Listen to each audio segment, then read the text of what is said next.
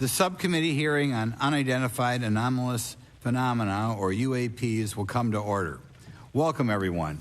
Without objection, the chair may declare a recess at any time. Additionally, without objection, the following members are waived onto the subcommittee for the purpose of participating in today's hearing: Mr. Burchett of Tennessee, Ms. Luna of Florida, Mr. Getz of Florida, Mr. Burleson of Missouri, Mrs. Ocasio-Cortez of New York, and Mr. Ogles of Tennessee. Without objection, so ordered. For today's subcommittee hearing, both the chair and ranking member will have 10 minutes for opening remarks. We may both be giving some of those minutes to other members of our party. I'm now going to recognize myself for 10 minutes. I'm actually going to try to get out of here in about 4, and then we'll give it to some of my friends over here. Good morning and welcome to the most exciting subcommittee in Congress this week, the Subcommittee on National Security, the Border, and Foreign Affairs, for discussion of unidentified anomalous phenomenon. I'd like to thank the brave military pilots and personnel, such as the witnesses on the panel today, for sharing their stories on how they have engaged UAPs, which has brought attention to this matter. Curiosity and speculation from all walks of life have generated interest in studying what UAPs are and what threats they may pose. I will say that when I was younger in school, I read a book, a 1966 book called Flying Saucers, Serious Business, and for a while, when I was a little bit younger, I thought it was the most important issue out there. The lack of a transparency regarding UAPs, which was one of the themes of that book,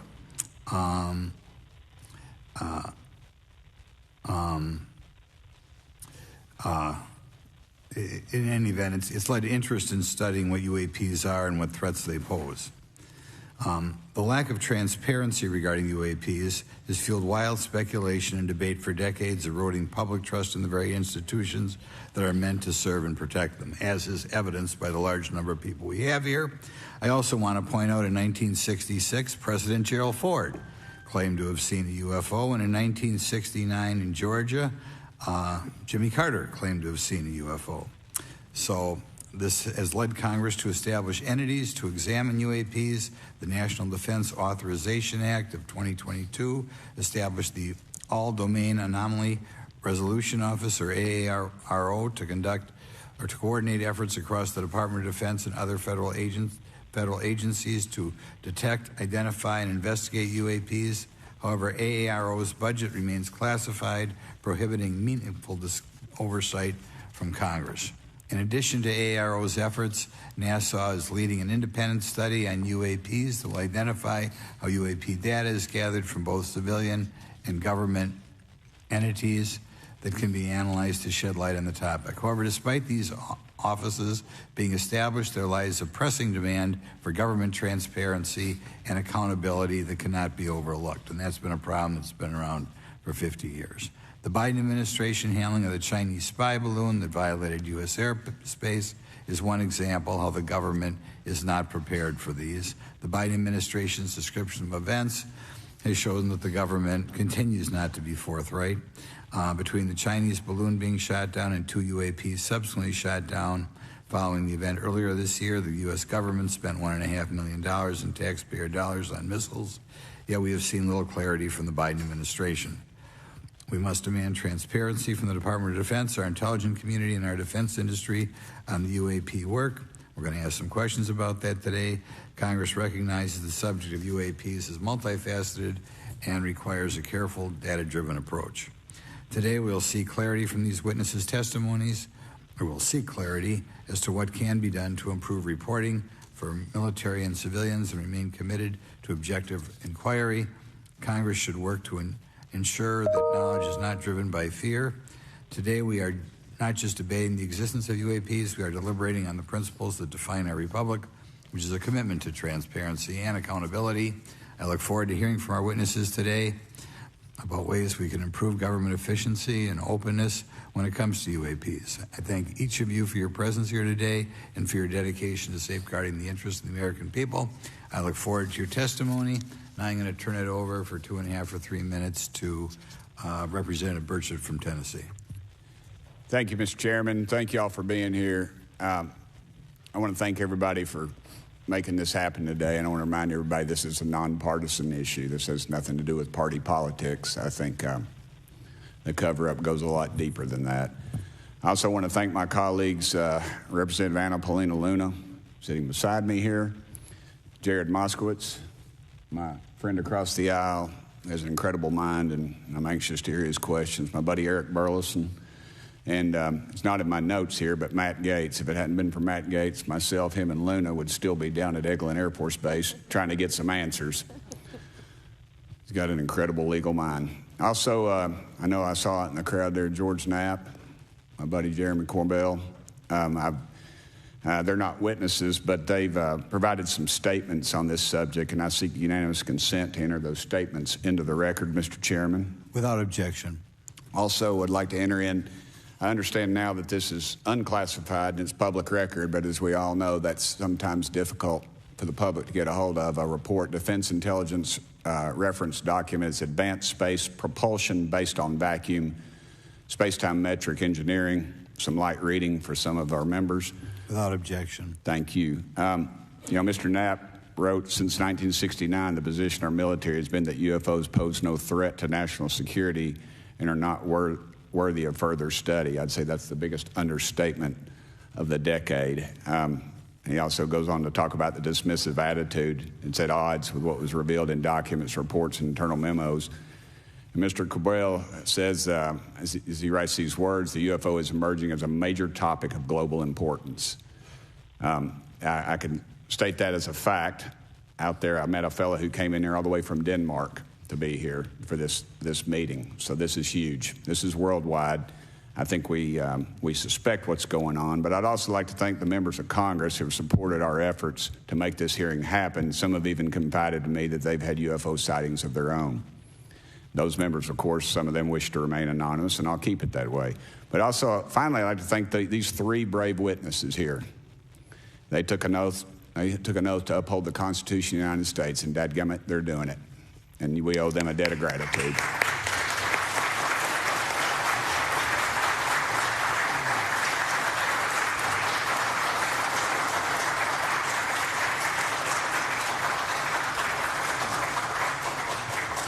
Y'all quit clapping. You're cutting in on my time.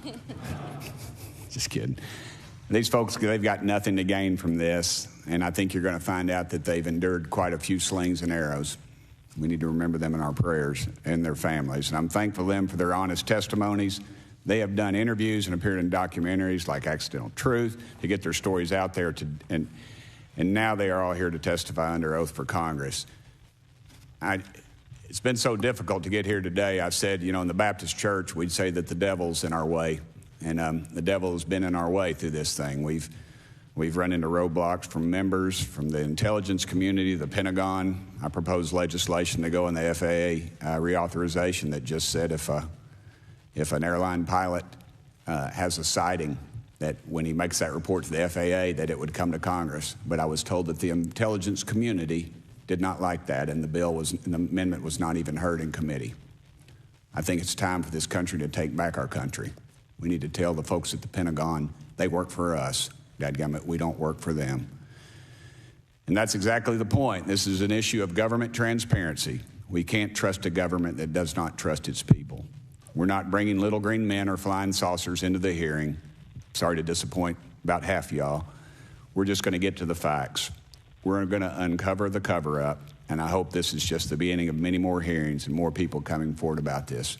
And I yield back the remainder of my time. I think, is it to Representative Luna, Mr. Chairman? Or is that? Yeah, we'll call Ms. Luna for her statement. The circumstances surrounding UAPs has captivated the attention of the American people for decades, ingrained in even the minds of our nation's leaders from Jimmy Carter to Barack Obama, Hillary Clinton to Donald Trump, Marco Rubio to Chuck Schumer, John Radcliffe to National Security Council officials. Yet from Roswell, New Mexico to the coast of Jacksonville, Florida, the sightings of UAPs have rarely been explained by the people who have firsthand accounts of these situations.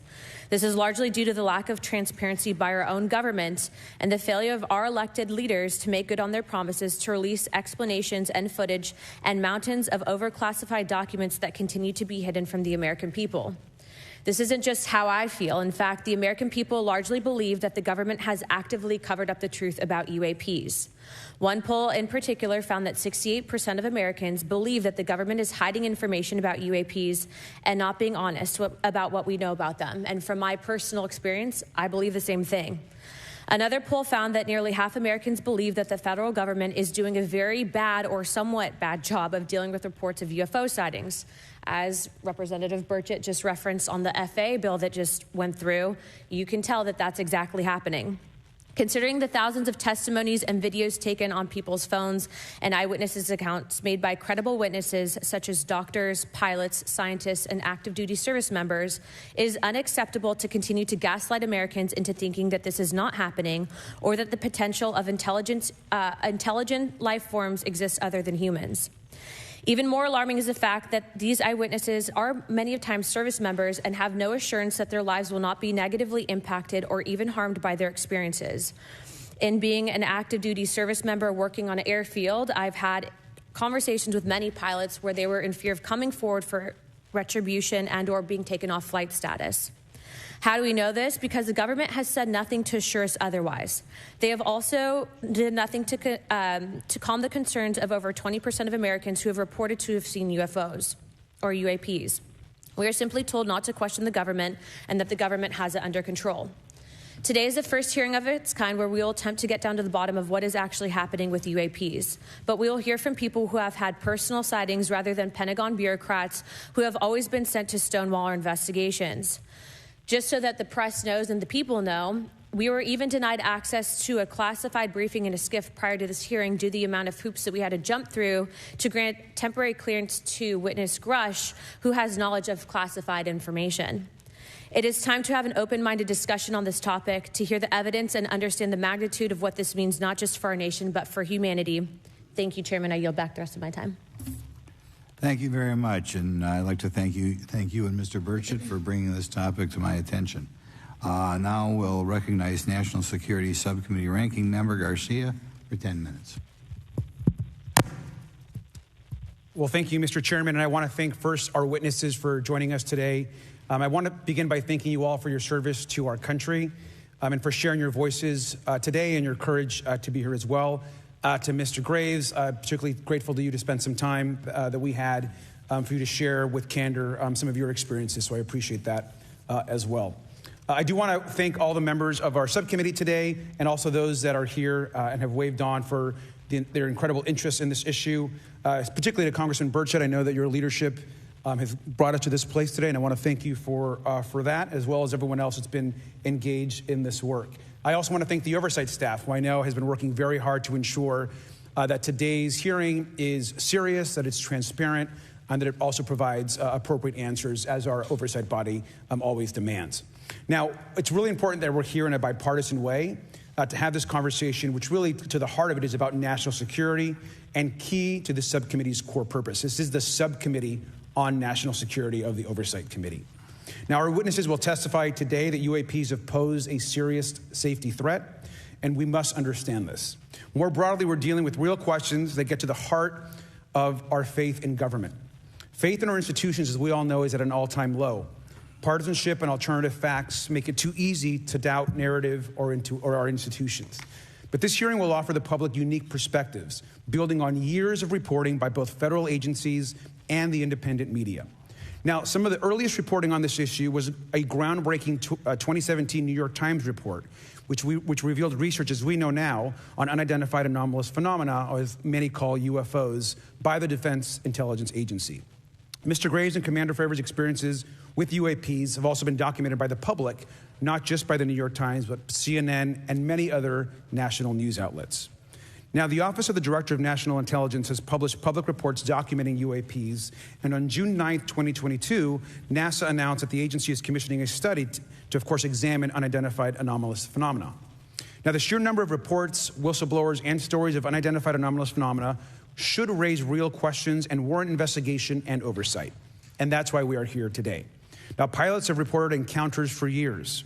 Now, because of the stigma around reporting these incidents, we still don't have a complete picture of actually what's going on, particularly as our witnesses will testify on the civilian side, and that is a real problem that we have today in the country. Now, it's very important that we show that Democrats and Republicans in Congress can come together in a bipartisan way to cut through misinformation and to look at the facts in a serious and thoughtful manner. If we are to advance oversight and public disclosure, we must also gain the broad support of the public.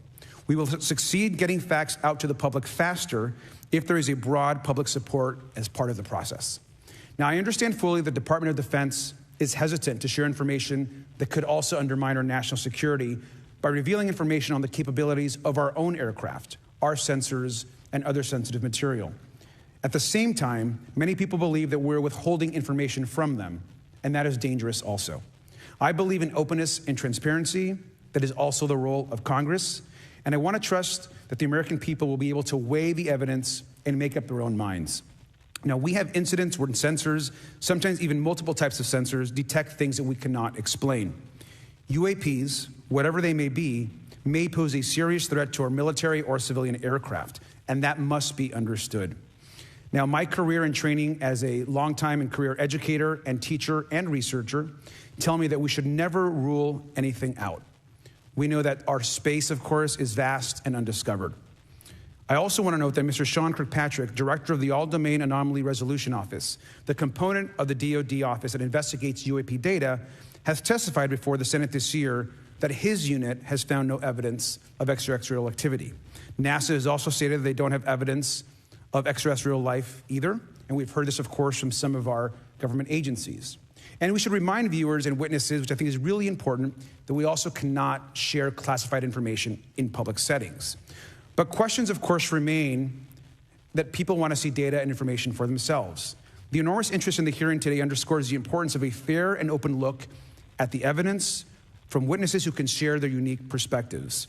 Now, I know I certainly have a lot of questions, and I know that all the members of our committee do as well. We should come to this hearing with an open mind, and we should not let our existing ideas restrict us on either side.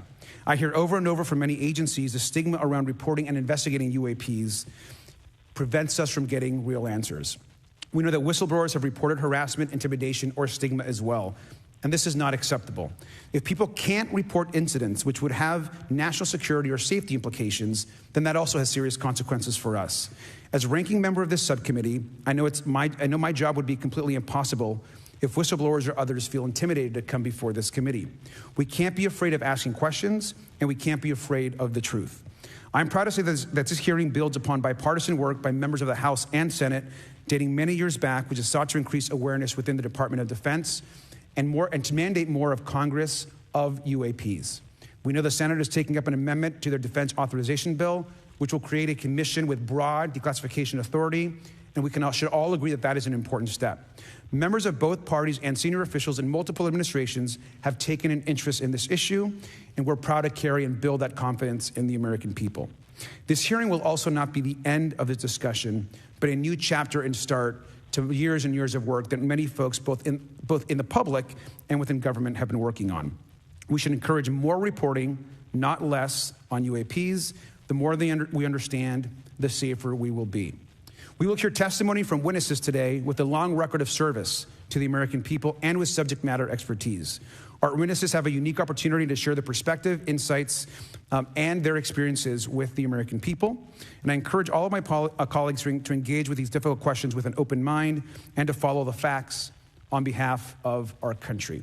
I also just want to say more broadly that we should look at this hearing and believe that everything is on the table as it relates to UAPs. I think an open mind is absolutely the best. I want to yield 2.5 minutes of the remainder of my time to the representative from Florida, Representative Moskowitz, for an opening statement. He also has been very much engaged in this issue, and I want to thank him for his leadership. Congressman. Thank you, Ranking Member Garcia. Thank you, Mr. Chairman. I want to thank Tim Burchett and Anna Paulina Luna for their leadership in pushing this hearing forward. I want to thank, obviously, committee staff and their staff working on this on a bipartisan basis because many Americans are deeply interested in this issue, and it shouldn't take the potential of non-human origin to bring us together. Additionally, I want to thank the witnesses for coming forward to share your perspectives, your thoughts, and the sightings of UAPs. Unlike other hearings many times in Congress, you're not here to help a political party, but you're here to share information with the American people. And it's not something that is just going on in this administration. It's something that's spanned many administrations.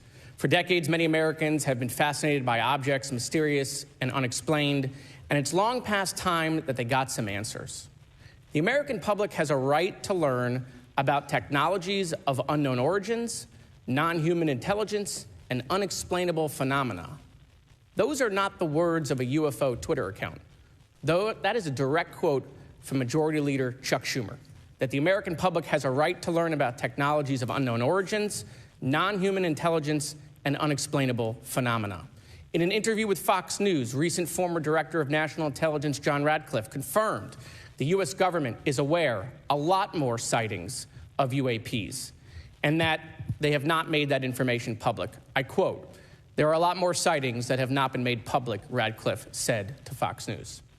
For me, this hearing is about transparency. We unfortunately live in a time in which many people distrust government and our institutions. And overclassification of information away from the American public or even Congress contributes to today's politics.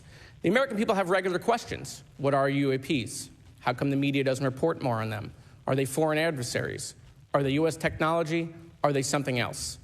They ask themselves, how come when a Russian jet shoots flares at one of our drones, we have perfect pictures and videos to show the American people and the world, but when it comes to UAPs, nothing?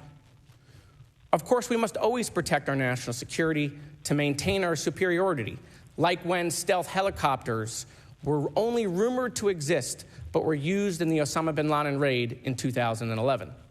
But we can't allow that to be used as a shield to keep the American people completely in the dark from basic truths. The American people deserve to hear more about special access programs. Congress has a right to know if there's any unsanctioned weapons development. Satellite imagery that has not been provided to Congress. Congress created the All-Domain Resolution Office in the NDAA of 2022.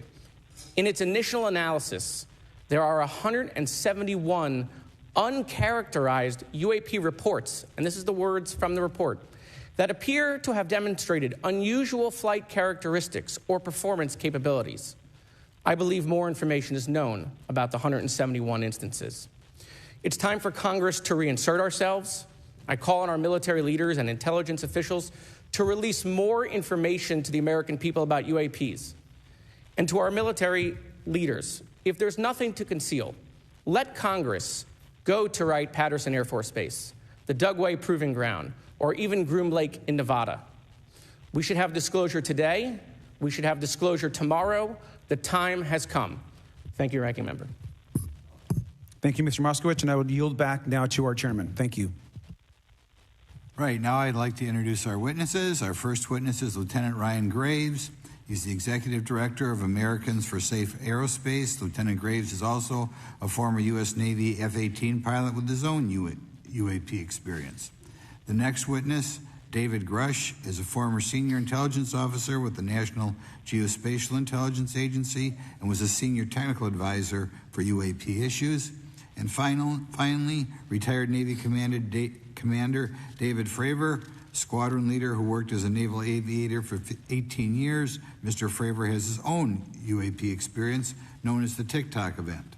I look forward to hearing from all three of you today. Pursuant to Committee Rule 9G, the witnesses will please stand and raise their right hands. Do you solemnly swear or affirm that the testimony you are about to give is the truth, the whole truth, and nothing but the truth, so help you God? Let the record show that all the witnesses answered in the affirmative. You may be seated. We appreciate you all being here today and look forward to your testimony. I'll remind the witnesses that we have read your written statements and they will appear in full in the hearing record. Please try to limit your oral statements to 5 minutes.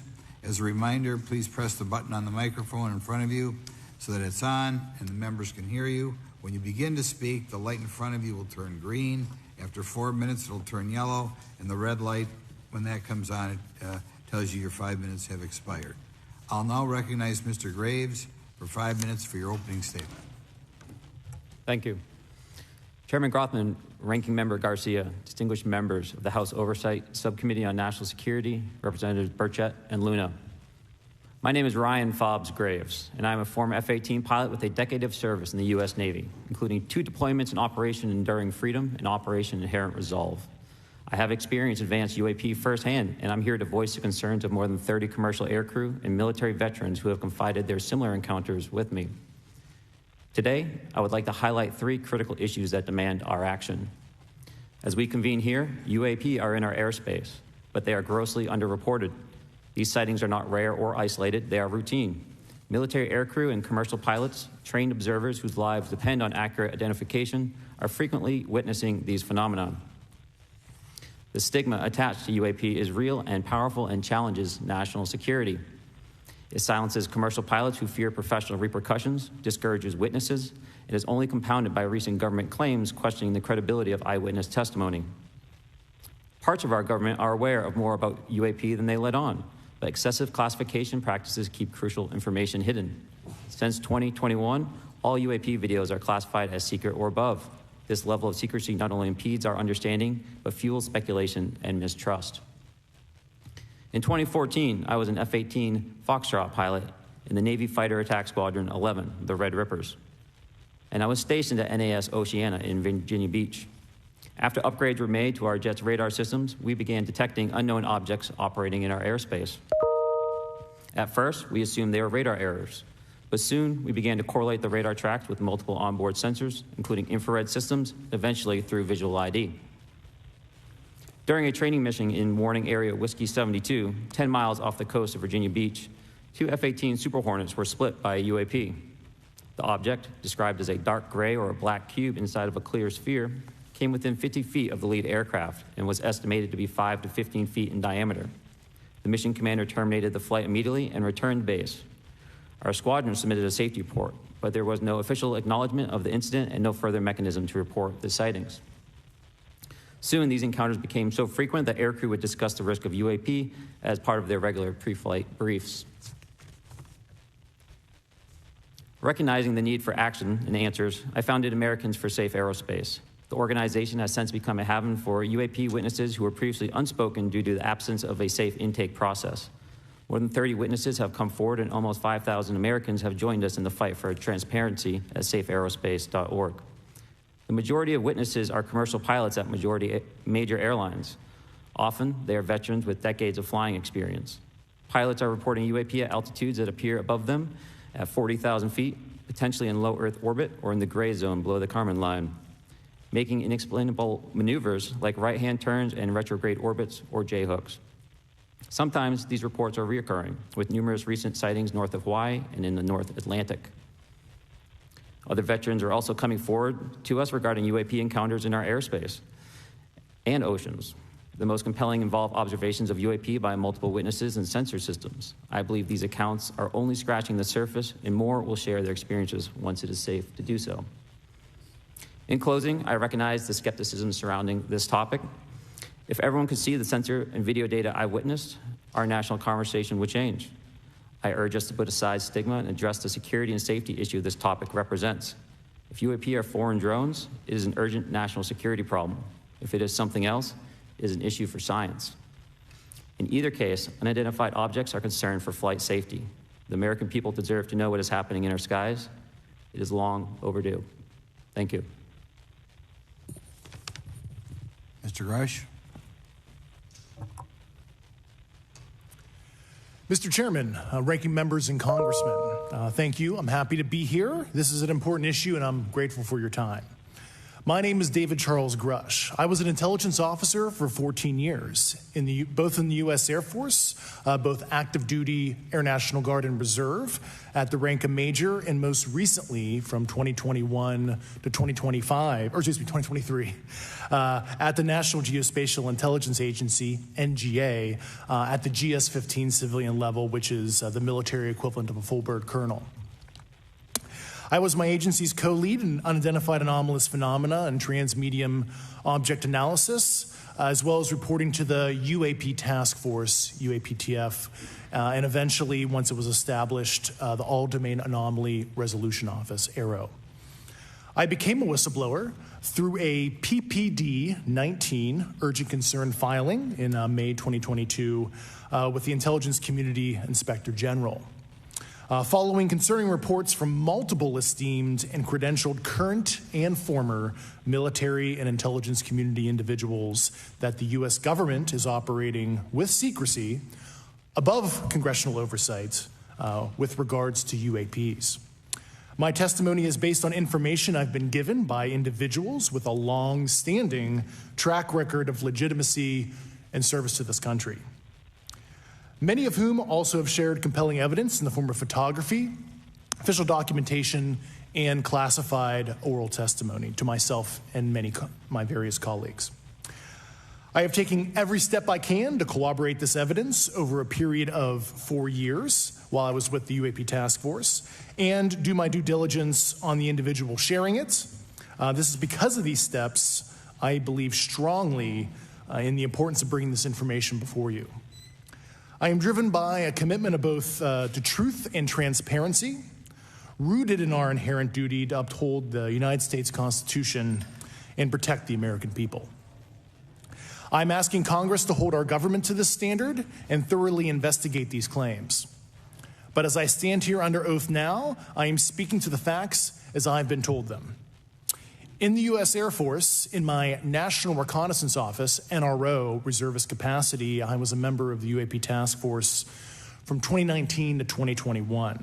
I served at the NRO Operations Center on the Director's Briefing staff, which included the coordination of the Presidential Daily Brief and supporting variety of contingency operations, which I was the Reserve Intelligence Division Chief backup. In 2019, the UAP Task Force Director asked me to identify all special access programs and controlled access programs, also known as SAPs and CAPs, we needed to satisfy our congressionally mandated mission, and we were direct report at the time to the DepSecDef.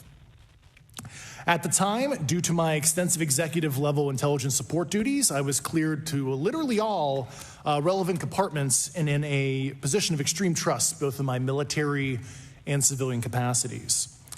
I was informed in the course of my official duties of a multi-decade UAP crash retrieval and reverse engineering program, to which I was denied access to those additional read-ons when I requested it.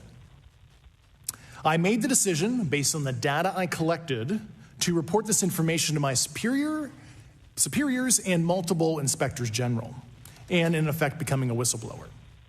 As you know, I've suffered retaliation for my decision, but I am hopeful that my actions will ultimately lead to a positive outcome of increased transparency. Thank you, and I'm happy to answer your questions. Thank you. Commander Fravor? Thank you. Thank you, Mr. Chairman, Congressmen, Congresswomen. I want to first thank you for the invitation to speak to the committee on the UAP topic that has been in the news for the past 6 years and seems to be continuing to gain momentum. As you know, my name is David Fravor. I'm a retired commander in the United States Navy. In 2004, I was a commanding officer of Strike Fighter Squadron 41, the world-famous Black Aces.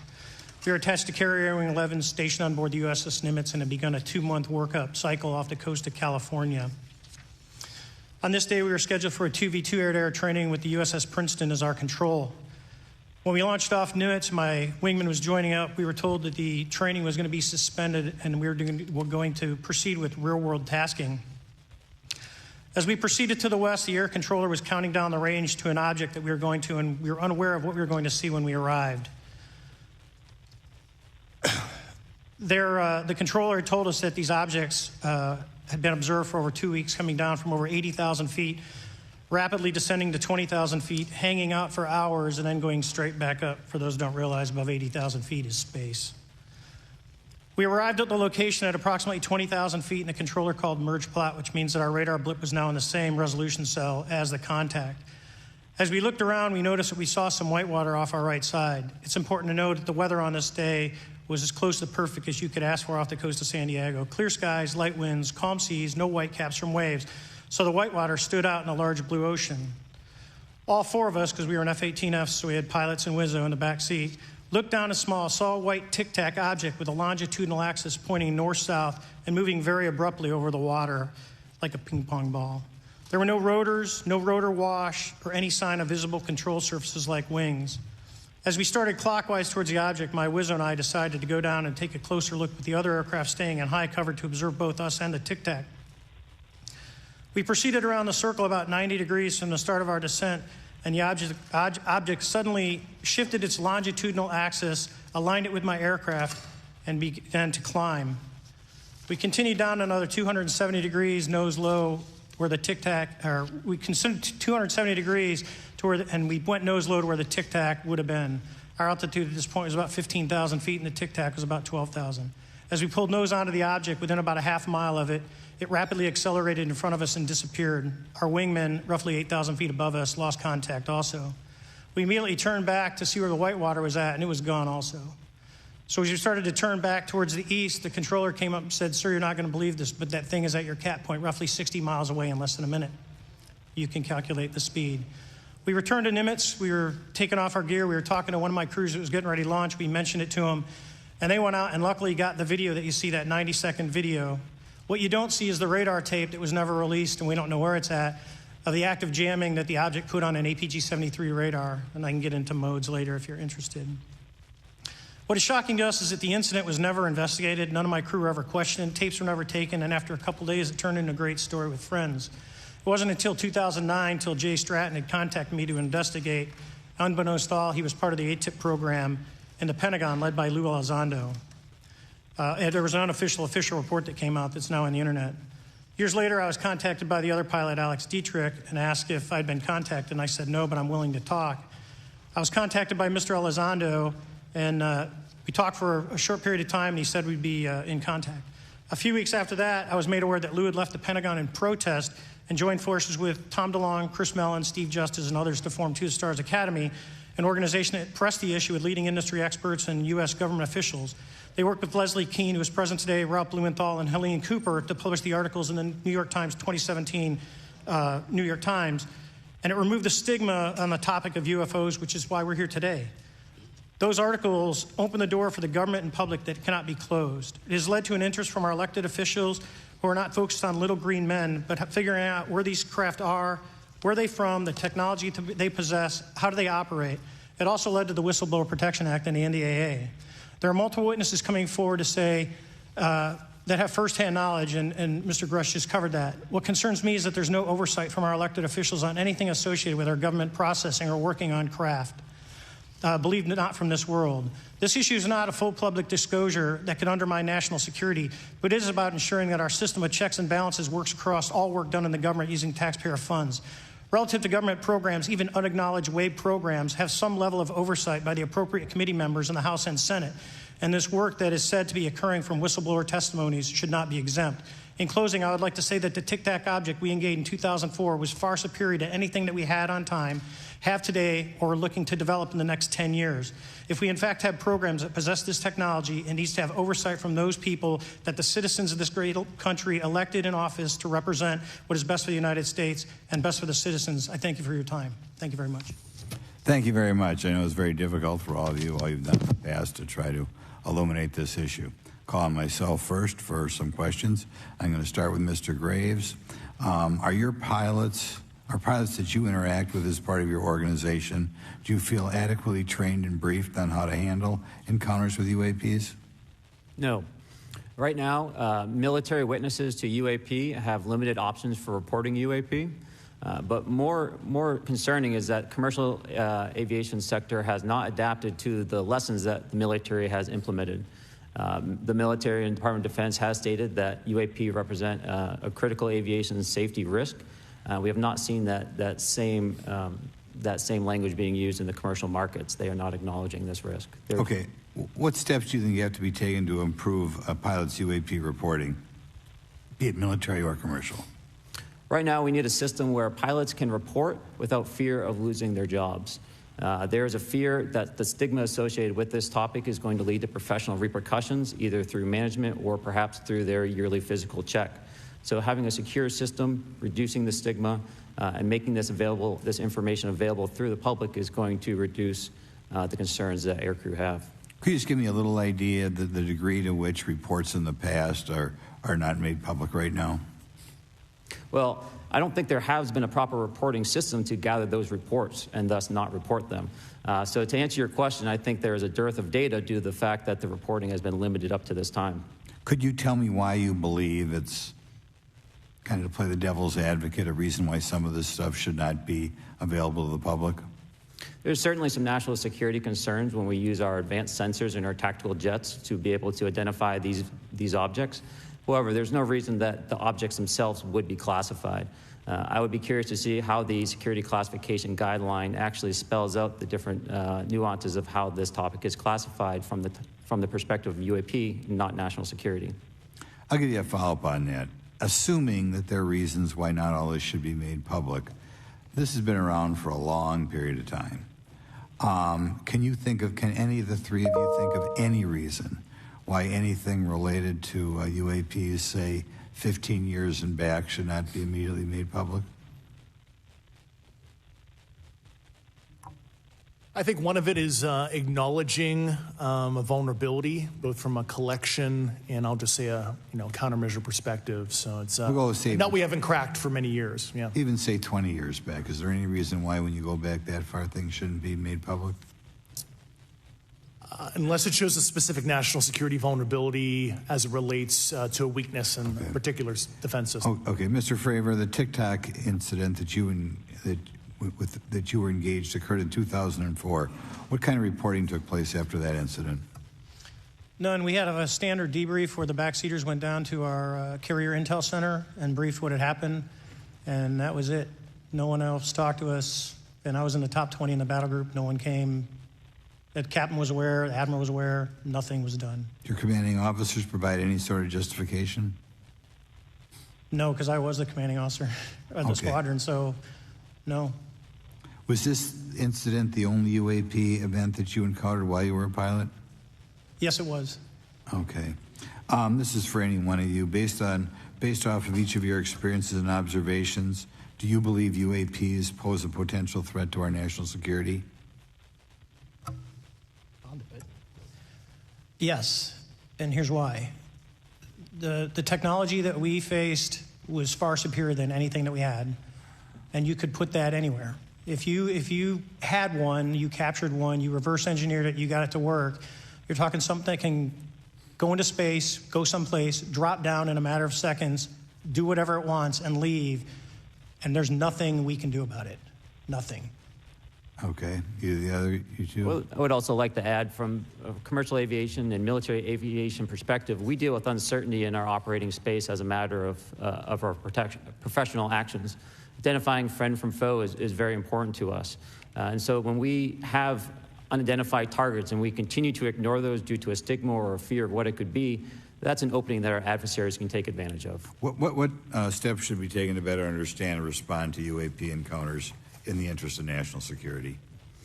There needs to be a location where this information is centralized for processing, and there needs to be a two-way communication loop so that operators on the front end have a feedback and can get best practices on how to process the information, what to do, and to ensure that their reporting is being listened to. Right now, there is not a lot of back and forth. Mr. Grush, in your complaint to the Intelligence Community Inspector General, you claim that you believe information is being hidden. What kind of information do you think was hidden, and do you think it should remain hidden? Yes, I can speak to that very briefly in an unclassified manner. As you know, the preponderance of my complaint was classified to the intelligence communities. Both material acquisition and exploitation activity, also baselining the UAPs but not sharing it with intelligence professionals that are actually doing step briefs to pilots, that kind of information. Yeah. Okay. Thank you very much. Now we'll go to Mr. Garcia. Thank you. Again, thank you all for your service and for testifying today.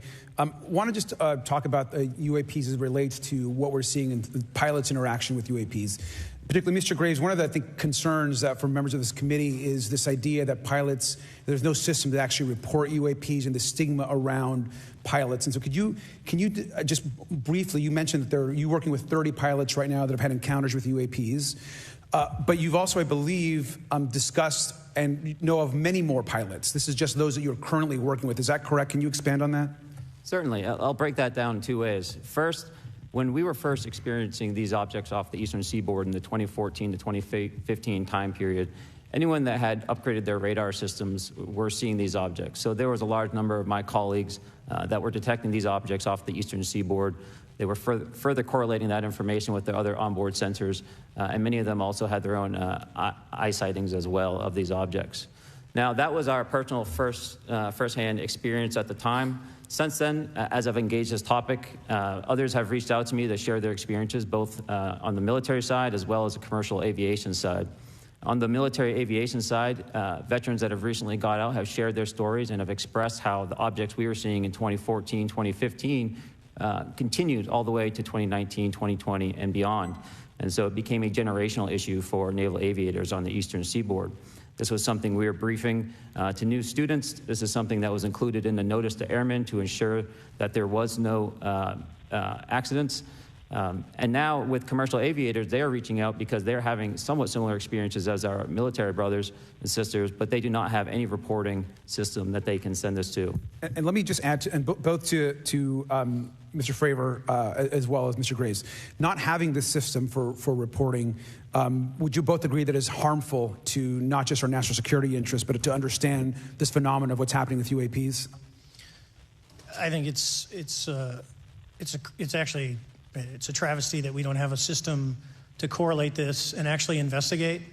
You know, so if you took the East Coast, you know, there's coastal radars out there that monitor our air defense identification zone, so out to 200 miles. They can track these, you know, so when you see them, they could actually go and pull that data and get maneuvering. And instead of just having the airplanes, there's other data sources out there. And I've talked to other government officials on this. So you need a centrally located repository that these reports go to. So if you just stuck it in DOD, you wouldn't get anything out of the Intelligence Committee because they have a tendency to not to talk. But if you had a central location where these reports would come in, not just military, but also commercial aviation, because there's a lot of that going on, especially if you talk to anyone that flies from here to Hawaii, over the Pacific, they see odd lights. So I think you need to develop something that allows you a central point to collect the data in order to investigate. Mr. Graves? I would concur with everything Mr. Fravor said. I'll continue to say that the commercial pilots that have reached out to me through Americans for Safe Aerospace are doing so because they don't feel there's another way for them to report this safety issue. And I think one of the clear outcomes of this hearing already is that there has to be a safe and transparent reporting process for pilots, both on the commercial side and the military side, to be able to report UAPs in a way that's also transparent, but also understands the scope of our national security interests and what may be classified or not. But I think there has to be some sort of system. And so that's something that I hope can be an outcome that this committee can work on. Is there anything else for the two of you briefly beyond this reporting system that you think that we can do as a government to encourage and facilitate more civilian reporting? I think we're doing it right now. Okay, great. I think this hearing is going to show the American people that their government takes this topic seriously. And how about civilians that may not be pilots? What kind of process could be in place for civilians who are not pilots, who may have UAP encounters? Do either of you have any suggestions that could facilitate that? My recommendations would be to make that a sensor-centric operation in order to make it as objective as possible. Okay. Sir, Mr. Fravor? No, I agree with Mr. Graves on that. Okay.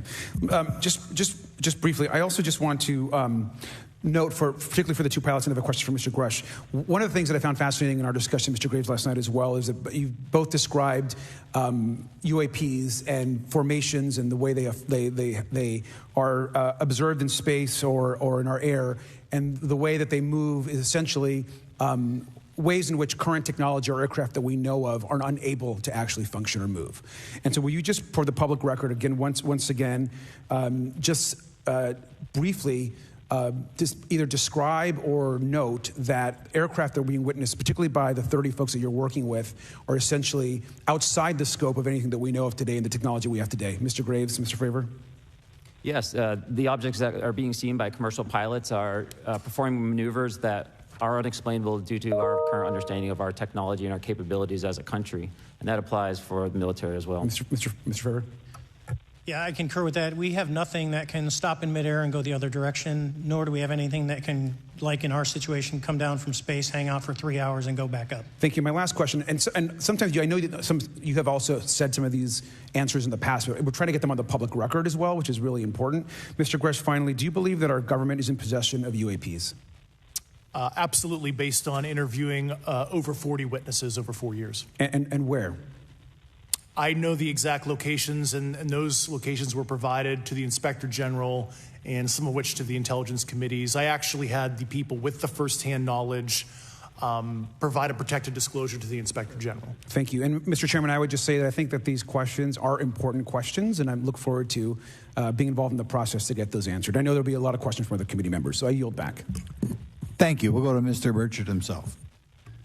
Thank you, Mr. Chairman. Thank you, Mr. Garcia. I would like to have you on my legislation to do just that on the reporting, and we'll get together on that. Maybe you can be my co-sponsor on that. That'd be really cool. Thank you for those great questions. Mr. Graves, again, I'd like to know, how do you know that these were not our aircraft?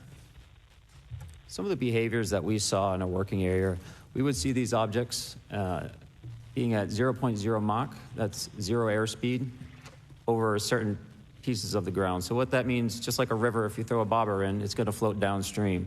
These objects were staying completely stationary in Category 4 hurricane winds. These same objects would then accelerate to supersonic speeds, 1.1, 1.2 Mach, and they would do so in very erratic and quick behaviors that I don't have an explanation for. Okay. Have you spoken to commercial and military pilots that have seen these off of our East Coast? I have. Okay. Mr. Favor, I noticed that in the Tic Tac video, it's Tic Tac like the candy, not TikTok like the Chinese Communist app. That's correct. Yes, sir. I just want to make that because my daughter corrected me on that and called me a boomer and said, "Hey, boomer," and I said, "No, baby, it's Tic Tac like the candy. You're gonna have to just look it up." And but now I would also like to say today is a day of many firsts. It's a miracle that we're having this meeting, and it's also a miracle that my wife has put up with me for 9 years today. Today is my anniversary, so I want to tell my wife happy anniversary and that I love her very much. As she likes to say, this 9 years have been the best 2 years of her life. So, thank you. Mr. Favor, what astonished you the most about the flight capabilities of these Tic Tac, very briefly? The performance, absolute performance. It was. And you're not aware of any other objects that anybody in the world has, in this world, that has those capabilities? No, I think it's far beyond actually our material science that we currently possess. Are you aware of any other reconnaissance platforms that have tracked or recorded the Tic Tac's maneuvers, maybe the NORAD system or any of the others? I am not. Okay. Mr. Grush, thank you for being here, brother. Thank you all very much. Have you faced any retaliation or reprisals for any of your testimony or anything on these lines? Yeah, I have to be careful what I say in detail because there is an open whistleblower reprisal investigation on my behalf, and I don't want to compromise that investigation by providing anything that may help provide somebody information. But it was very brutal and very unfortunate, some of the tactics they used to hurt me both professionally and personally, to be quite frank. Yeah. It's very unfortunate. As they say, when you're over the target, that's when they do the most firing at you. Do you have any personal knowledge of people who have been harmed or injured in efforts to cover up or conceal these extraterrestrial technology? Yes. Personally. Have anyone been murdered that you would that you know of or have heard of, I guess? I have to be careful asking that question. I directed people with that knowledge to the appropriate authorities. Maybe in a if we could get in a confidential area, SCIF, we could talk about that. But unfortunately, we were denied access to the SCIF, and that's very unfortunate in this scenario. Mr. Favor, do you believe that you witnessed an additional object under the water in relation to your encounter? I will say we did not see an object. There was something there to cause the whitewater, and when we turned around, it was gone. So there was something there that obviously moved. Okay, it was not the same object though that you were looking at, correct? No, we actually joked that the Tic Tac was communicating with something when we came back, and because the whitewater disappeared. We were in another instance. We're told about the capabilities of a jamming during viewing of when there were some people chasing some of these objects. Did you experience any of that jamming or interrupting your radar or weapons system? My crew that launched after we landed experienced significant jamming to the APG-73 radar, which was what we had on board, which is a mechanically scanned, very high-end system prior to the APG-79. And yes, it did pretty much everything you could do: range, velocity, aspect, and then it spit the lock, and the targeting pod is passive. That's what we were able to get the video on. I'm about to run out of time, but are you aware of any of our enemies that have that capability? No.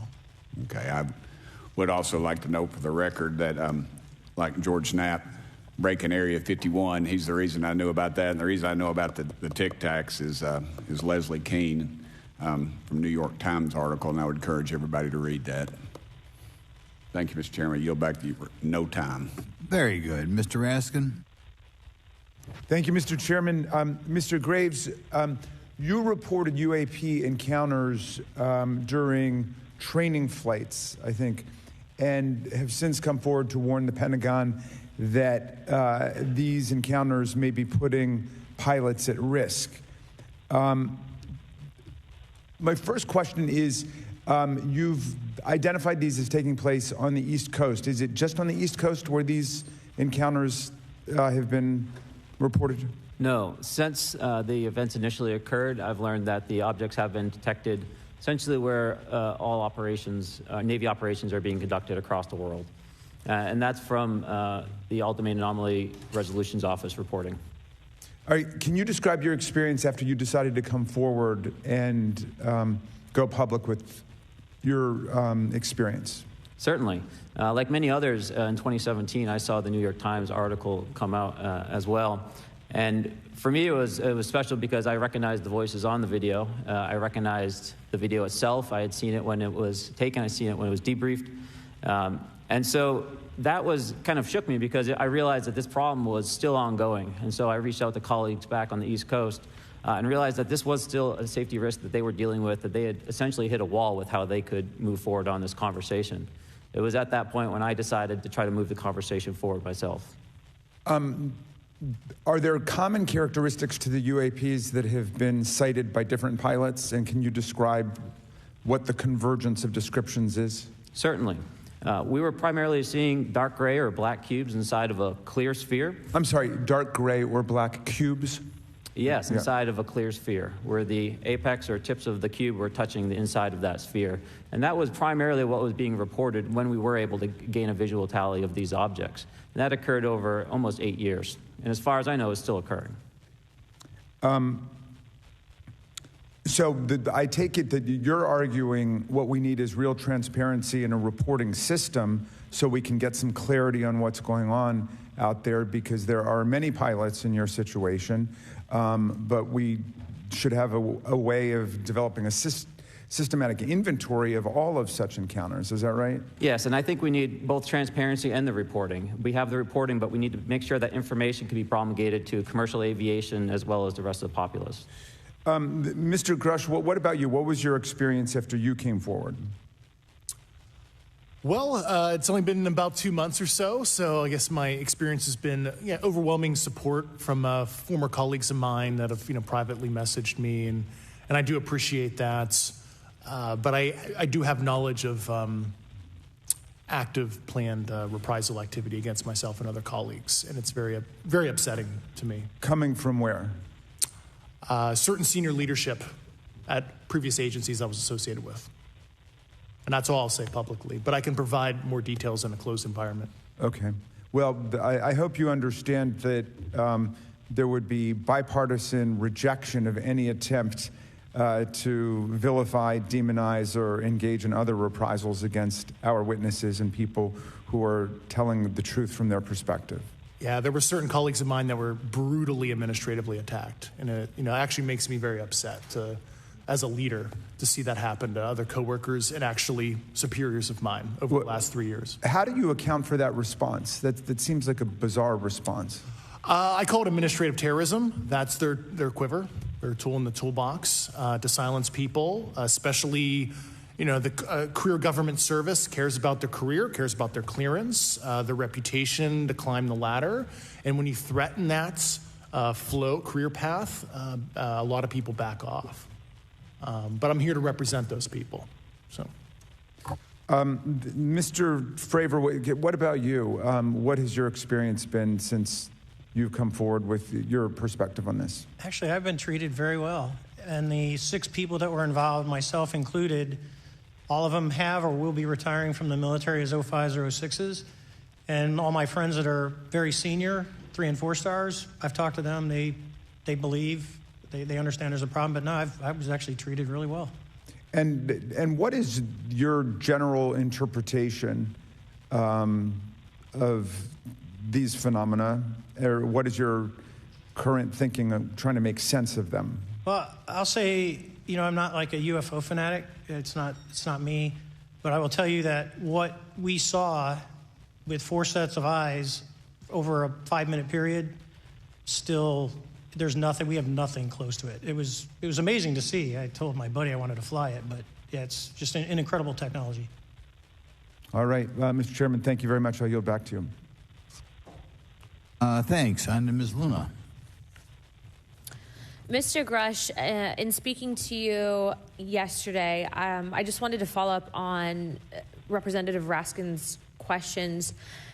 In the last couple of years, have you had incidences that have caused you to be in fear for your life for addressing these issues? Yes, personally. Okay. Yeah. I just want everyone to note that he's coming forward in fear of his life. To put in perspective, if they were really not scared about this information coming out, why would someone be intimidated like that? To your knowledge, are NHIs working with adversarial foreign governments in either technology exchange programs or back engineering programs? I don't have data on that. I'm not sure. Have you heard or you had people come forward to present that evidence? Not that particular evidence that you just espoused. Okay, on the 19th of April, Dr. Kirkpatrick, head of AARO, had said that he did not find any evidence of UAPs. You also stated that you had, in your interview, that you had briefed him on information that you were uncovering, but that he did not follow up with you. Were the items that you divulged to him pertinent to national security? Yes, him and I had a classified conversation in April 2022 before he took over AARO in July 2022, and I provided him some concerns I had. Do you know why he might not have followed up with you? Unfortunately, I cannot read his mind. I wish he did. I was happy to give sage counsel to him on where to look when he took the helm of AARO. Okay, and then my last question for you before I move to Mr. Graves is you received prior approval from the Defense Department to speak on certain issues, correct? Correct, through DOPSR, DoD Pre-Publication and Security Review, and I just want to remind the public, they're just looking from a security perspective. These are my own personal views and opinions, not the department's. Okay, I'm asking that, though, mainly because I think that there are many people that would like to discredit you.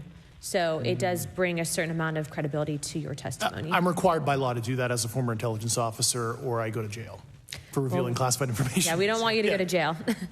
My next question would actually be for Mr. Graves.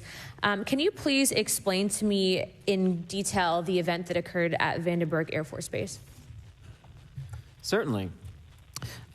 In the 2003 timeframe, a large group of Boeing contractors were operating near one of the launch facilities at Vandenberg Air Force Base when they observed a very large 100-yard sided red square approach the base from the ocean and hover at low altitude over one of the launch facilities.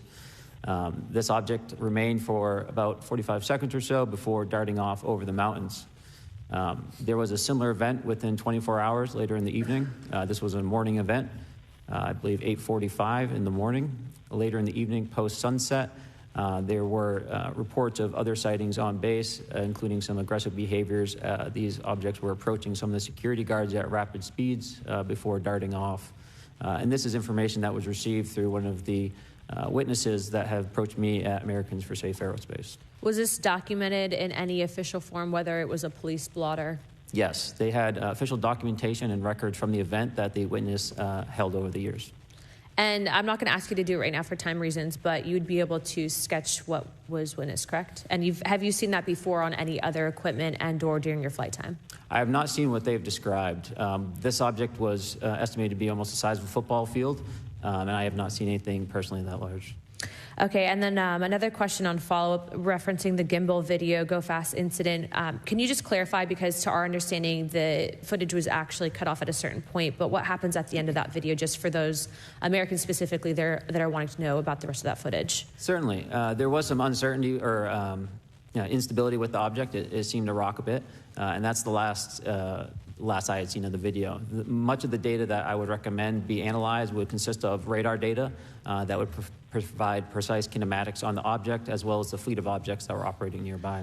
Okay, and follow-up, in regards to the reporting procedures that Mr. Garcia had addressed on, as well as Representative Burchett, with the FAA, to your understanding, pilots that are seeing this, commercial airline pilots, are they receiving cease and desist letters from corporations for coming forward with information in regards to safety for potential airline passengers? I have been made privy to conversations with commercial aviators who have received cease and desist orders. So the American public should know that corporations are putting their own reputations on the not the line, but ahead of the safety of the American people. And I think, would you agree with that statement? It appears so. Okay. And I guess this would be my last, I'm out of time. I yield. I'll be back. Good. Mr. Moskowitz. Thank you, Mr. Chairman. Gentlemen, let's talk about the laws of physics for a second. Mr. Graves and Commander Favor, I heard you talk about speed. When those objects broke the sound barrier, did they make a sonic boom? I was in a jet. You can't hear anything. It's kind of loud in there.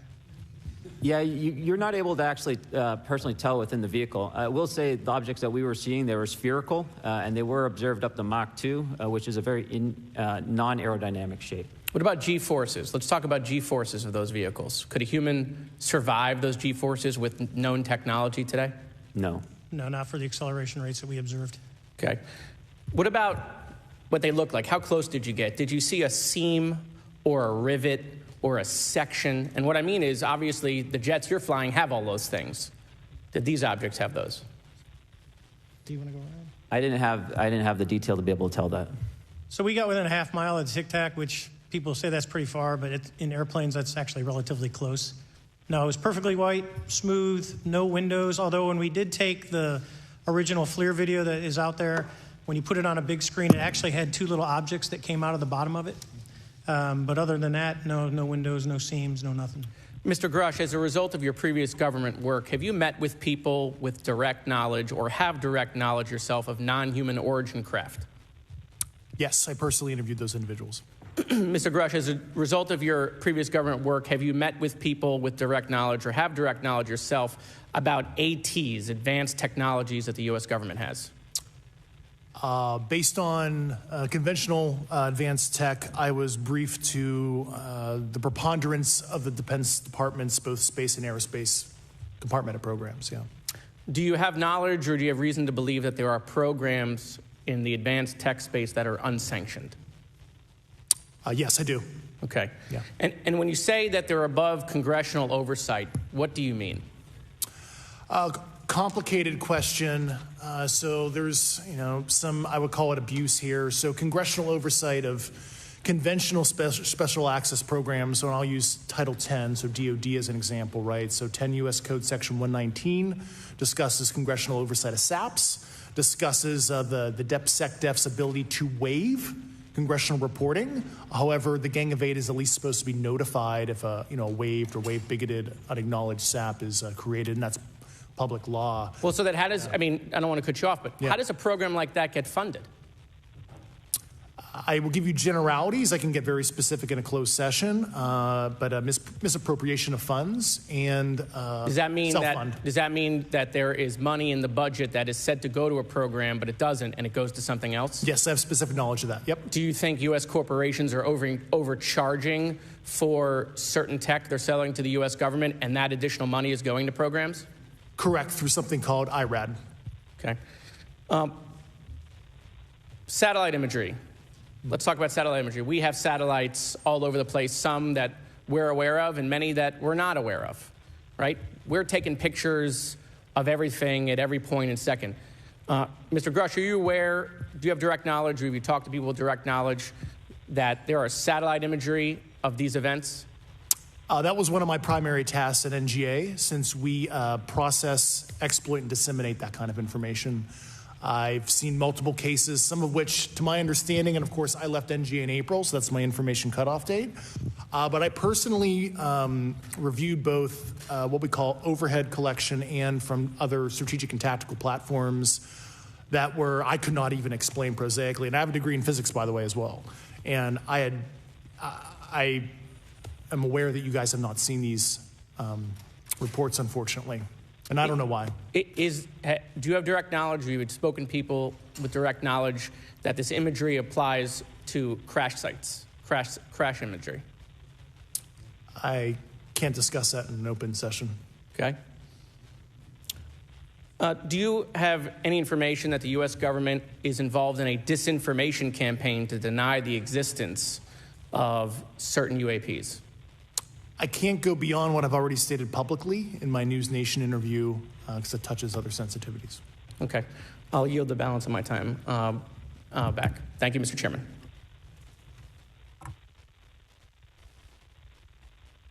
Ms. Fox? Thank you, Mr. Chairman, and I thank our witnesses for being here today. Mr. Garouche, in your sworn testimony, you state that the United States government has retrieved supposedly extraterrestrial spacecraft and other UAP-related artifacts. You go so far as to state that the U.S. is in possession of, quote, non-human spacecraft, end quote, and that some of these artifacts have circulated with defense contractors. Several other former military and intelligence officials have come forward with similar allegations, albeit in non-public settings. However, Dr. Sean Kirkpatrick, the director of AARO, previously testified before Congress that there has been, and I quote, no credible evidence thus far of extraterrestrial activity or of, quote, off-world technology brought to the attention of the office. To your knowledge, is that statement correct? It's not accurate. I believe Dr. Kirkpatrick mentioned he had about 30 individuals that have come to AARO thus far. A few of those individuals have also come to AARO that I also interviewed, okay, and I know what they provided Dr. Kirkpatrick and their team. Okay. I was able to evaluate that information. I need to go on. Sure. But my understanding that his statement is accurate, came from a direct quote. And this contradiction is a perfect example of why we need to inject transparency into our government. And for another example, look no further than the pitiful response to the Chinese spy balloon debacle earlier this year. You may remember the mass confusion that ensued when the balloon was first spotted over Montana, 4 days after it first entered U.S. airspace over Alaska. The Biden administration's initial inability to address the object grew into a continuous series of embarrassments. After news of the balloon reached the mainstream media, we were assured that the balloon posed no threat to our security. However, after the balloon was allowed to transit the entire continental United States, fighter jets were scrambled off the coast of South Carolina to shoot it down. This flip-flopping and obfuscation caused needless confusion, fear, and panic across the country. It's my hope, Mr. Chairman, that this sort of confusion will not be repeated. We should investigate the extent to which elements of our government possess or do not possess information that is of critical value to the American people. We owe it to the citizens of this nation to make sure that our government is transparent and accountable. We must make sure that our government provides answers, and Congress must do its duty to solicit those answers. With that, Mr. Chairman, I yield back. Yeah, Mr. Frost.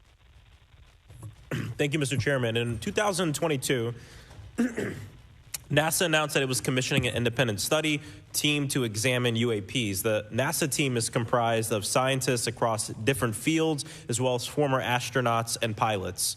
In May, the independent study team held at its first public meeting, which included the perspectives from NASA senior leaders, as well as perspectives from the Department of Defense and intelligence agencies. The NASA study team is also expected to release its first report pretty soon, and I think it's safe to say that we all eagerly await its results. Mr. Graves, how might NASA's research influence the commercial industry regarding safety in UAP? I think NASA has a big role to play as far as commercial aviation safety, and it's one of their original charges as an organization.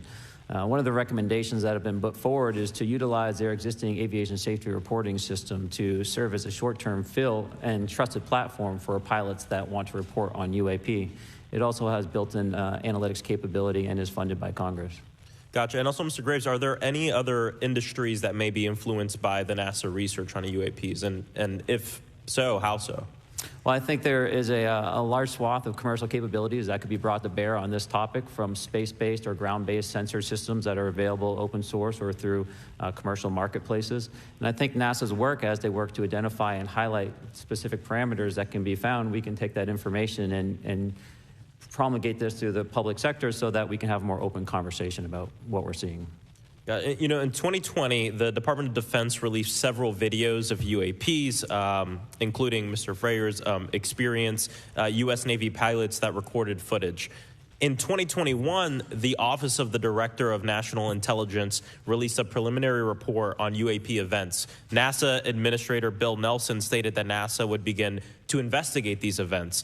In fact, I sit on Science, Space, and Technology Committee, and when we were doing a hearing with the NASA Administrator Bill Nelson, I asked, you know, why NASA needed to be fully funded, and there were many great reasons, but one of them was actually had to do with UAPs. He actually mentioned, you know, is there life out there? I don't know. And so either way, these actions ultimately led NASA to assemble the independent study team that I mentioned earlier. Also in 2021, Harvard University stood up the Galileo project to research and examine the origins of UAP. So it seems like both, you know, from NASA and in the higher education community, because of the work that y'all have done and people standing up, you know, I think we're seeing some of that stigma slowly going away. Mr. Freier, do you believe that military pilots feeling empowered to share their UAP experiences has directly impacted the scientific community's research goals on this topic? I would say yes. I would say that, you know, starting in 2017, when it actually came out, it took that stigma away. I mean, I've talked to multiple senators who said prior to that, if you'd have mentioned UAP, you'd have been laughed off the hill. And now we're sitting here today for a public testimony on what's actually going on. You know, I'm hoping that this curve will be more of an exponential and we'll get more and more transparent to the level that we can. Yeah, I mean, it's important. I couldn't imagine, you know, I'm not a pilot, but I used to fly gliders in Civil Air Patrol. Huh? Yeah. Pilot? I mean, you know. And so either way, I mean, I couldn't imagine, you know, being in the glider and seeing something and then not feeling like I had the agency to talk about it. Mr. Graves, can you discuss the importance of seeking scientists to sit on your advisory board? Absolutely. I think ultimately this is going to be a scientific problem. And not only that, it's also an engineering problem.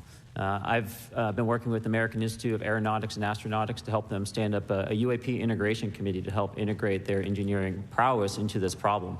And so, yes, very much, I think this is an engineering and scientific problem as much as a national security problem. And how might Congress help to facilitate partnerships between the scientific community and the UAP focus groups within government? Well, I think one of the things they can do is to have these types of hearings to communicate to the public that this is a topic of interest. I think that there is a pseudo-market, if you will, of interested capabilities and talent that want to approach this topic, and we're seeing that start to grow now. So I think continued conversation, reduction of stigma is going to allow that to flourish and allow answers to help generate themselves. 100%. Well, thank you all for being here, and thank you for your work. I think it's important that we keep our top scientific minds focused on this issue and look for ways to increase collaboration. Thank you so much. I yield back. Mr. Comer.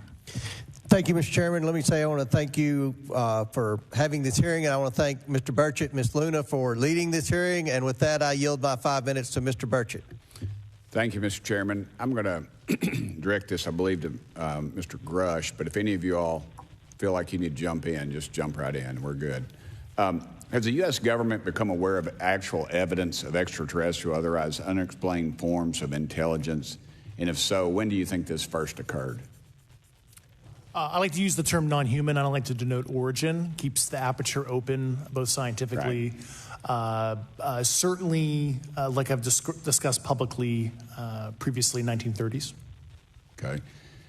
Can you give me the names and titles of the people with direct firsthand knowledge and access to some of this crash retrieval, some of these crash retrieval programs, and maybe which facilities, military bases that the recovered material would be in? And I know a lot of Congress have talked about we're going to go to Area 51, and and there's nothing there anymore anyway. It's just and we move like a glacier. And as soon as we announce it, I'm sure the moving vans would pull up. But please.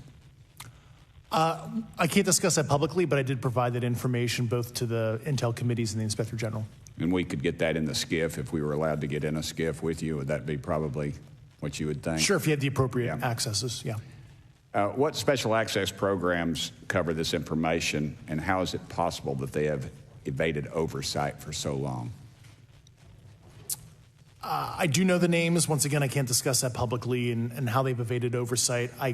In a closed setting, I can tell you the specific tradecraft use. All right. When do you think those programs began, and who authorized them? I do know a lot of that information, but that's something I can't discuss publicly because of sensitivities. All right. If any of y'all want to jump in on any of this, you're more than welcome to. What level of security clearance is required to fully access these programs? Well, anybody who has... and I say that because myself, Representative Gates and Representative Luna were basically turned away at one point at Eglin. So please go right ahead. Certainly difference between member access and, say, somebody like me, but anybody who has a TSSCI clearance and meets the eligibility criteria, the access adjudicative authority should be able to grant you access. Mr. Burchett, if you'll yield, so just to put a fine point on that, there's nothing that you're aware of that's above special access program classification. It's a misnomer that there's anything actually above top secret. Executive Order 13526 delineates the classification levels. Right, but I draw a point on that because we can have access to those programs, and so the notion that we're not being given that access sort of defies our typical muscle memory here in Congress. Thank you, Mr. Burchett. I'll yield back to you. Thank you, Mr. Gates. Along those lines, Title 10, you may not know this or not, but Title 10 and Title 50 authorization, they seem to say they're inefficient. So who gets to decide this, in your opinion, in the past? It's a group of career senior executive officials. Okay, are they government officials? Both in and out. Do what? Both in and out of government, and that's about as far as I can go there. Yeah. All right, well, that leads to my next question. Which private corporations are directly involved in this program? How much taxpayer money has been invested in these programs, to your knowledge? I mean, we know we audit the Pentagon every year, and I've been here 5 years, and they failed the dadgum thing every year. They lose over $1 billion a year, we think, and I've told the Department of Defense maybe 60% of their assets are unaccounted for, whatever the heck that means. In the public sector, you go to jail for that kind of crap. So tell me. Yeah, I know when I'm $1 off of my DTS travel voucher, I get hammered, but it seems like it doesn't work the other way, if you sell over if you sell over $600 worth of stuff on eBay, now you get a call from the IRS. So please, what corporations? Yeah, I don't know the specific metrics towards the end of your question. The specific corporations I did provide to the committees in specific divisions, and I spent 11 and a half hours with both Intel committees. So. Okay, has there been an active U.S. government disinformation campaign to deny the existence of unidentified aerial phenomena? And if so, why? I can't go beyond what I've already espoused publicly about that.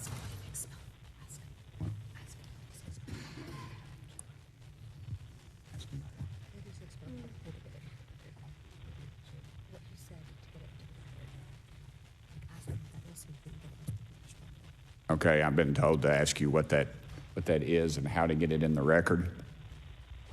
What have you stated publicly in your interviews for the congressional record? If you reference my News Nation interview and I talk about a multi-decade, campaign to disenfranchise public interest, basically. Yeah. Thank you. I apologize, Mr. Chairman. I yield back negative 21 seconds. Thank you. Ms. Ocasio-Cortez. Thank you, Mr. Chairman, and thank you to our witnesses for coming here today. I do concur with the ranking member as well as several other members here on this committee that this is a committee for whistleblowers and for the protection of whistleblowers as well. So we understand what you're putting on the table here and what you're putting on the line here, and we thank you for that. Mr. Grush, you sat on the Unidentified Anomalous Phenomenon Task Force created in the 2020 NDAA, correct? Yes. There have been some things that have been mentioned here during this hearing that I wanted to pick up on. Mr. Graves, you mentioned specifically during the answers to one of your questions, you named Boeing contractors being engaged in an incident regarding this red cube about a football field wide. I was wondering if you could speak a little bit about the interaction, or Mr. Grush, either of you, the interactions between defense contractor companies and any UAP-related programs or activities.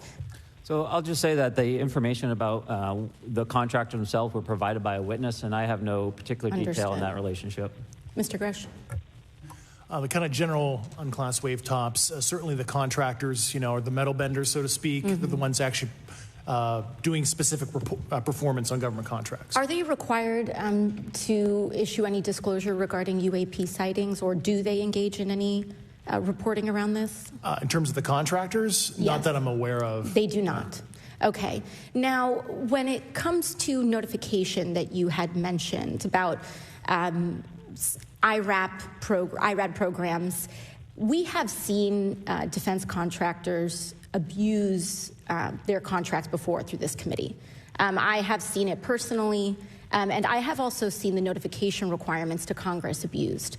I am wondering, one of the loopholes that we see in the law is that there is, at least from my vantage point, is that depending on what we're seeing, is that there are no actual definitions or requirements for notification.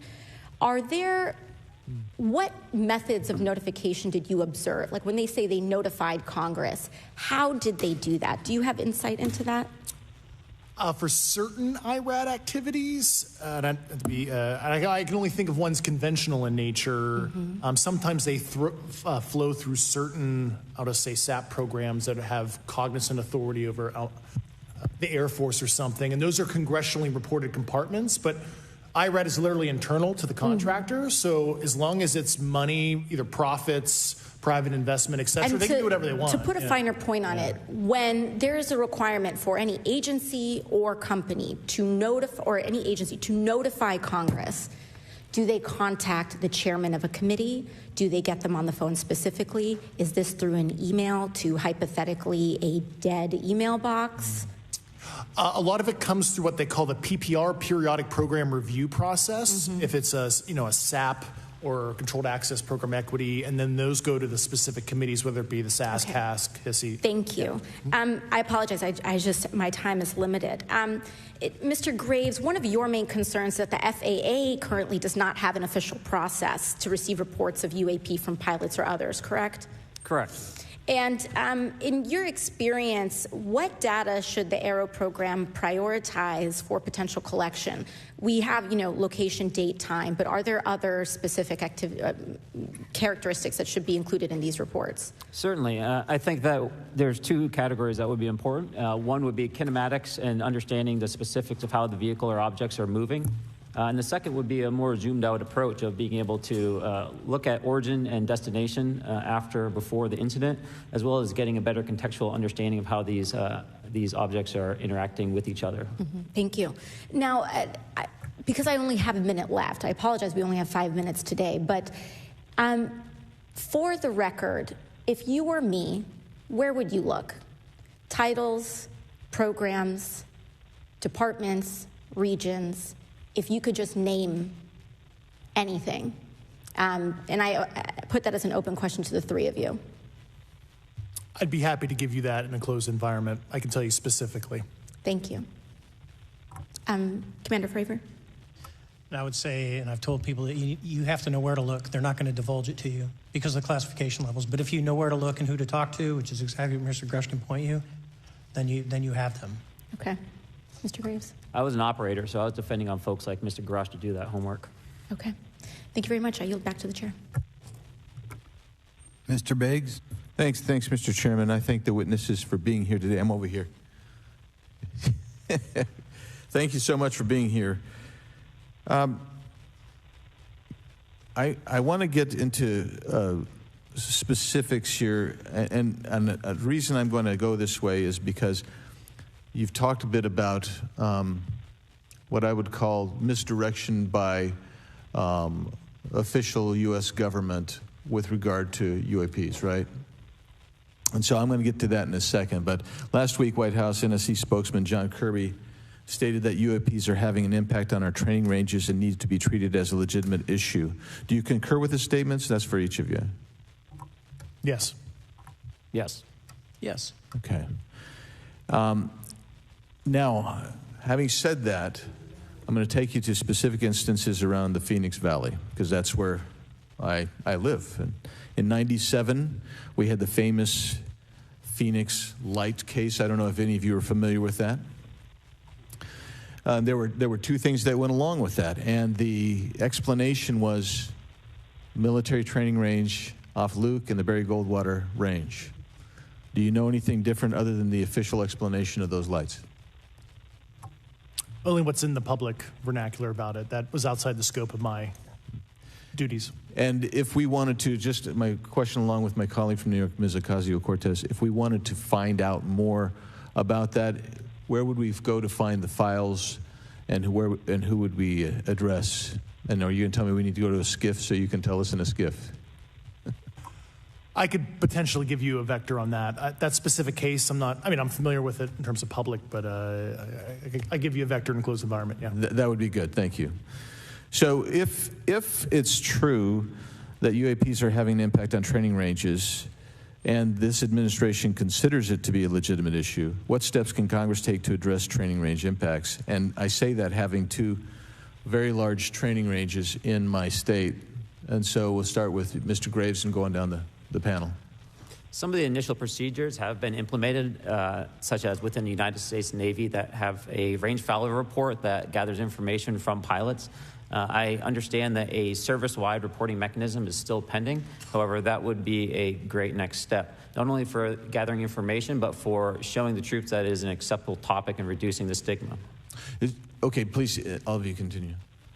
Yeah, as a recipient of a lot of those training range reports, sometimes we only get contextual kind of oral reporting. It'd be nice if they attached all sensor data and there's a system in place that can handle multiple classifications of data.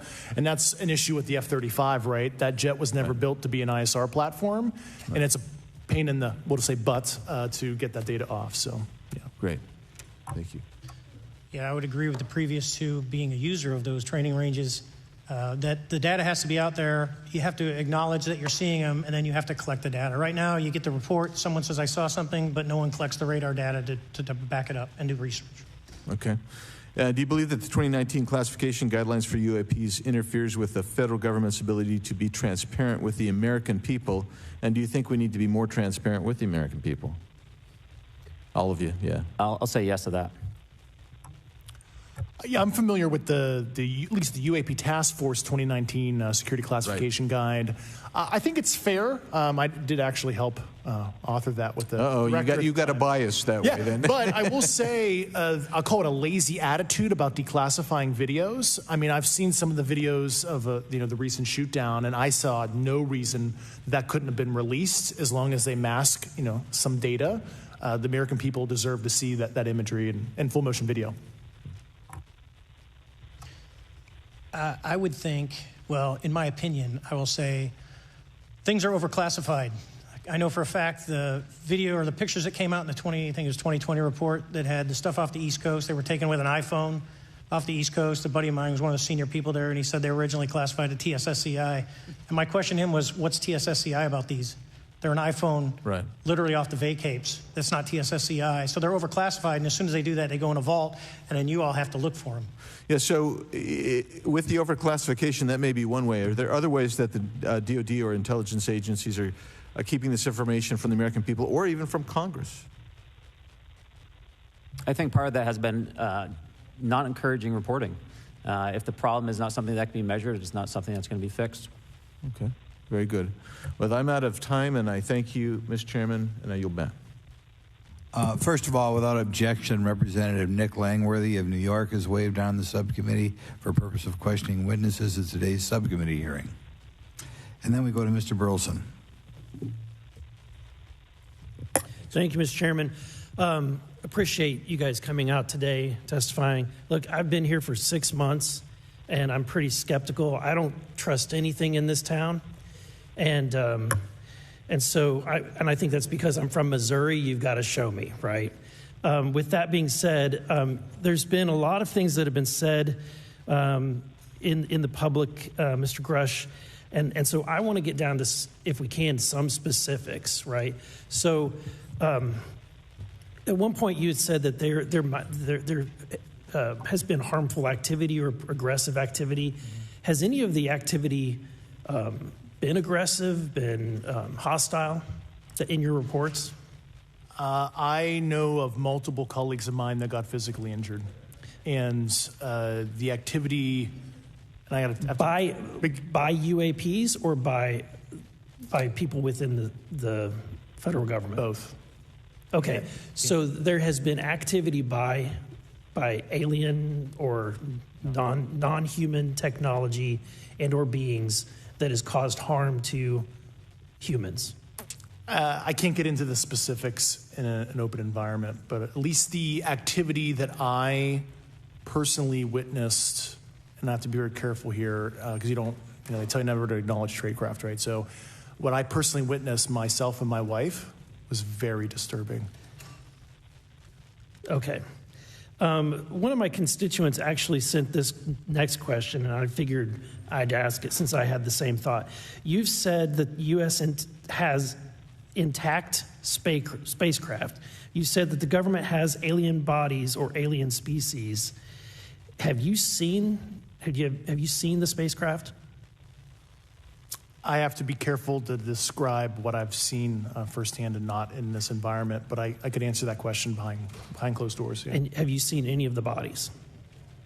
That's something I've not witnessed myself.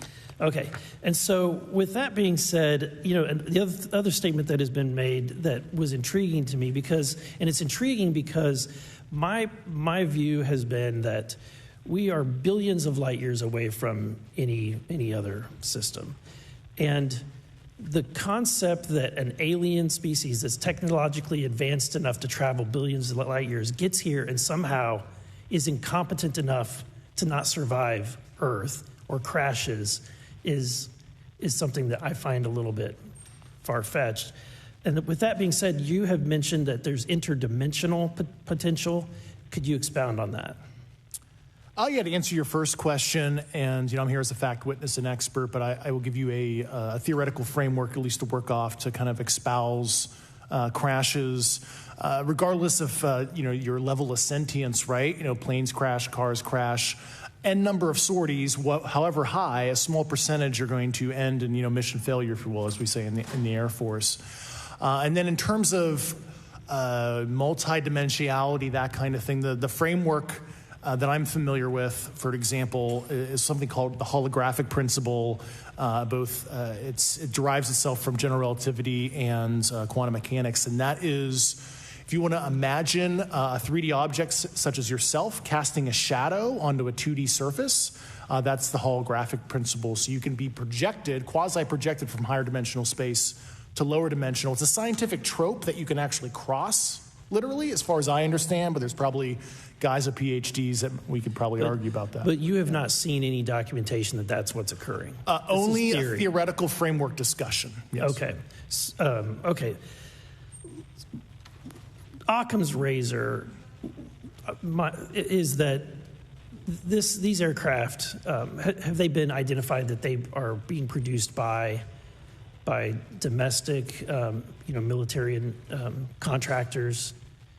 Is there any evidence that that's what's being recovered? Not to my knowledge, plus the recoveries predate a lot of our advanced programs that I previously am witting of. So, would it be safe to say that there could be a scenario today where you have an aircraft that crashes and because it's been involved in one program from one federal agency, and but the agency that retrieves it is not aware of that program, and to them it appears alien in origin? I mean, that's a hypothetical situation. I'm not aware of any historical situation that would match that you described. So you're not aware? It has not happened that you're aware of? That I'm aware of. Thank you, Mr. Chairman. I yield back.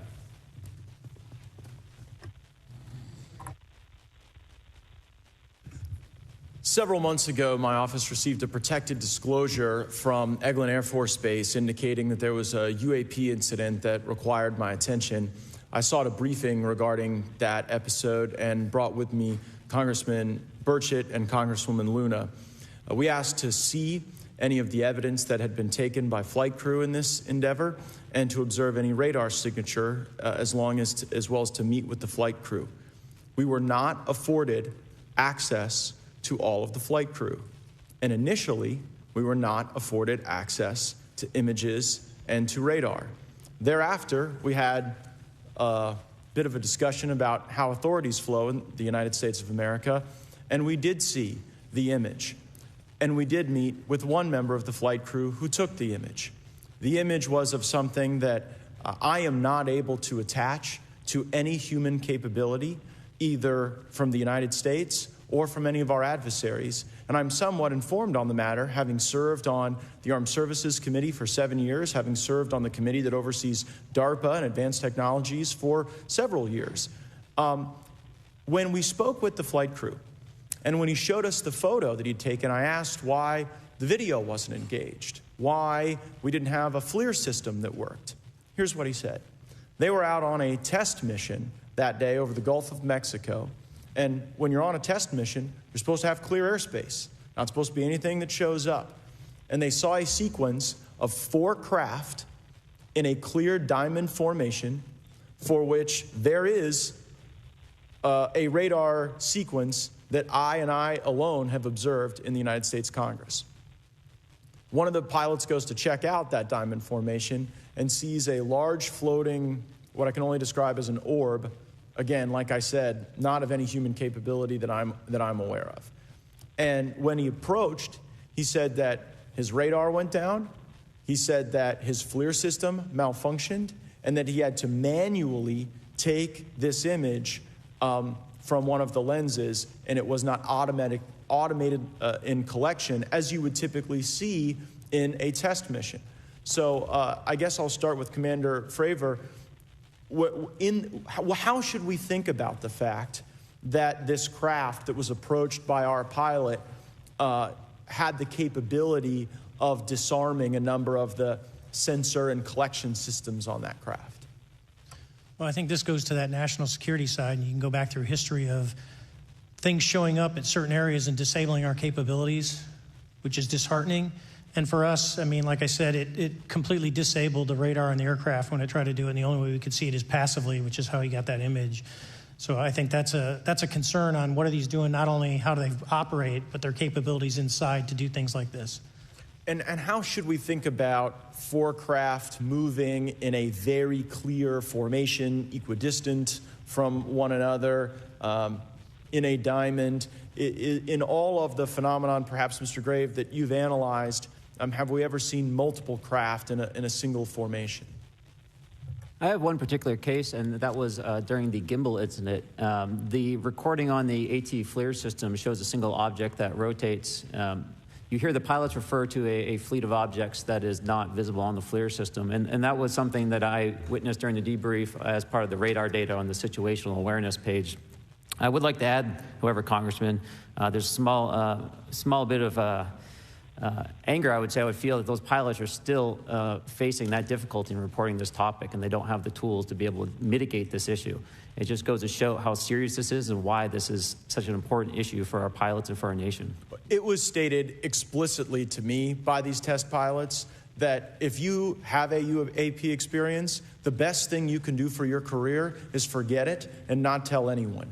Because any type of reporting, either above the surface or below the surface, does have a perceived consequence to these people, and that is a culture we must change if we want to get to the truth. Mr. Chairman, I would observe that perhaps as we move forward from this hearing, there are some obvious next steps. Every person watching this knows that we need to meet with Mr. Grush in a secure, compartmentalized facility so that we can get fulsome answers that do not put him in jeopardy and that give us the information we need. Second, I would suggest that the radar images that were collected of this formation of craft out of Eglin Air Force Base, and specifically the actual image taken by the actual flight crew that we can actually validate, be provided to the committee, subpoenaed if necessary, so that we're able to track how to get this type of reporting and analysis done in a more fulsome way. That would be my recommendation, humbly, as a guest here of the Fine Oversight Committee. I yield back. Ms. Mays. Thank you, Mr. Chairman, and good morning to our witnesses who are testifying today. I want to thank each of you for being here to discuss a topic of grave importance to our national security. Earlier this year, a Chinese spy balloon was shot down off the coast of my home state of South Carolina. Since the Roswell incident in 1947, many Americans have wondered about the dangers of unknown objects crisscrossing our skies. Whether these are UAPs or weather phenomena, advanced technology from American allied or enemy forces, or something more out of this world. So my first question, I have several questions, and if we could just be quick on these first two, I'm going to ask each of you the same question, and then I'll get to each of you individually. The first one, when you reported your experiences with a UAP, did any of you face any repercussions with your superiors, yes or no? No. No. I've actually never seen anything personally, believe it or not. So. All right. And then do you believe there's an active disinformation campaign within our government to deny existence of UAPs, yes or no? I don't have an answer to that. As previously stated publicly, yes. I think previously with like Project Blue Book, yes, but currently I don't speak for the United States government. Okay, thank you. I have a few questions for Mr. Graves. What percentage of UAP sightings, in your belief, go unreported by our pilots? This is an approximation based off of my personal experience speaking with a number of pilots, but I would estimate we're somewhere near 5% reporting, perhaps. So like 95% basically don't report seeing UAPs? That's just my personal estimate. In the incident off Virginia Beach, do you believe the Navy took the danger to your aircraft seriously after it was reported? Absolutely. A few questions for Mr. Favor. As an expert naval aviator, have you ever seen an object that looked and moved like the Tic Tac UAP? No.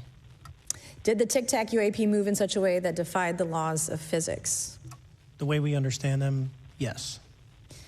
Many dismiss UAP reports as classified weapons testing by our own government, but in your experience as a pilot, does our government typically test advanced weapon systems right next to multi-million-dollar jets without informing our pilots? No, we have test ranges for that. It took over 15 years for your encounter with the Tic Tac to be declassified. Do you feel there was a good reason to prevent lawmakers from having access to this footage? No, I just think it was ignored when it happened, and it just sat somewhere in a file. Never got reported. In a drawer. It happens a lot up here. Shocker. Mr. Grush, a couple of questions for you too, sir, this morning. What percentage of UAPs do you feel are adequately investigated by the U.S. government, of the 5% that are reported? I can only speak for my personal leadership over at NGA. I tried to look at every report that came through that I could triage. So. Do you believe that officials at the highest levels of our national security apparatus have unlawfully withheld information from Congress and subverted our oversight authority?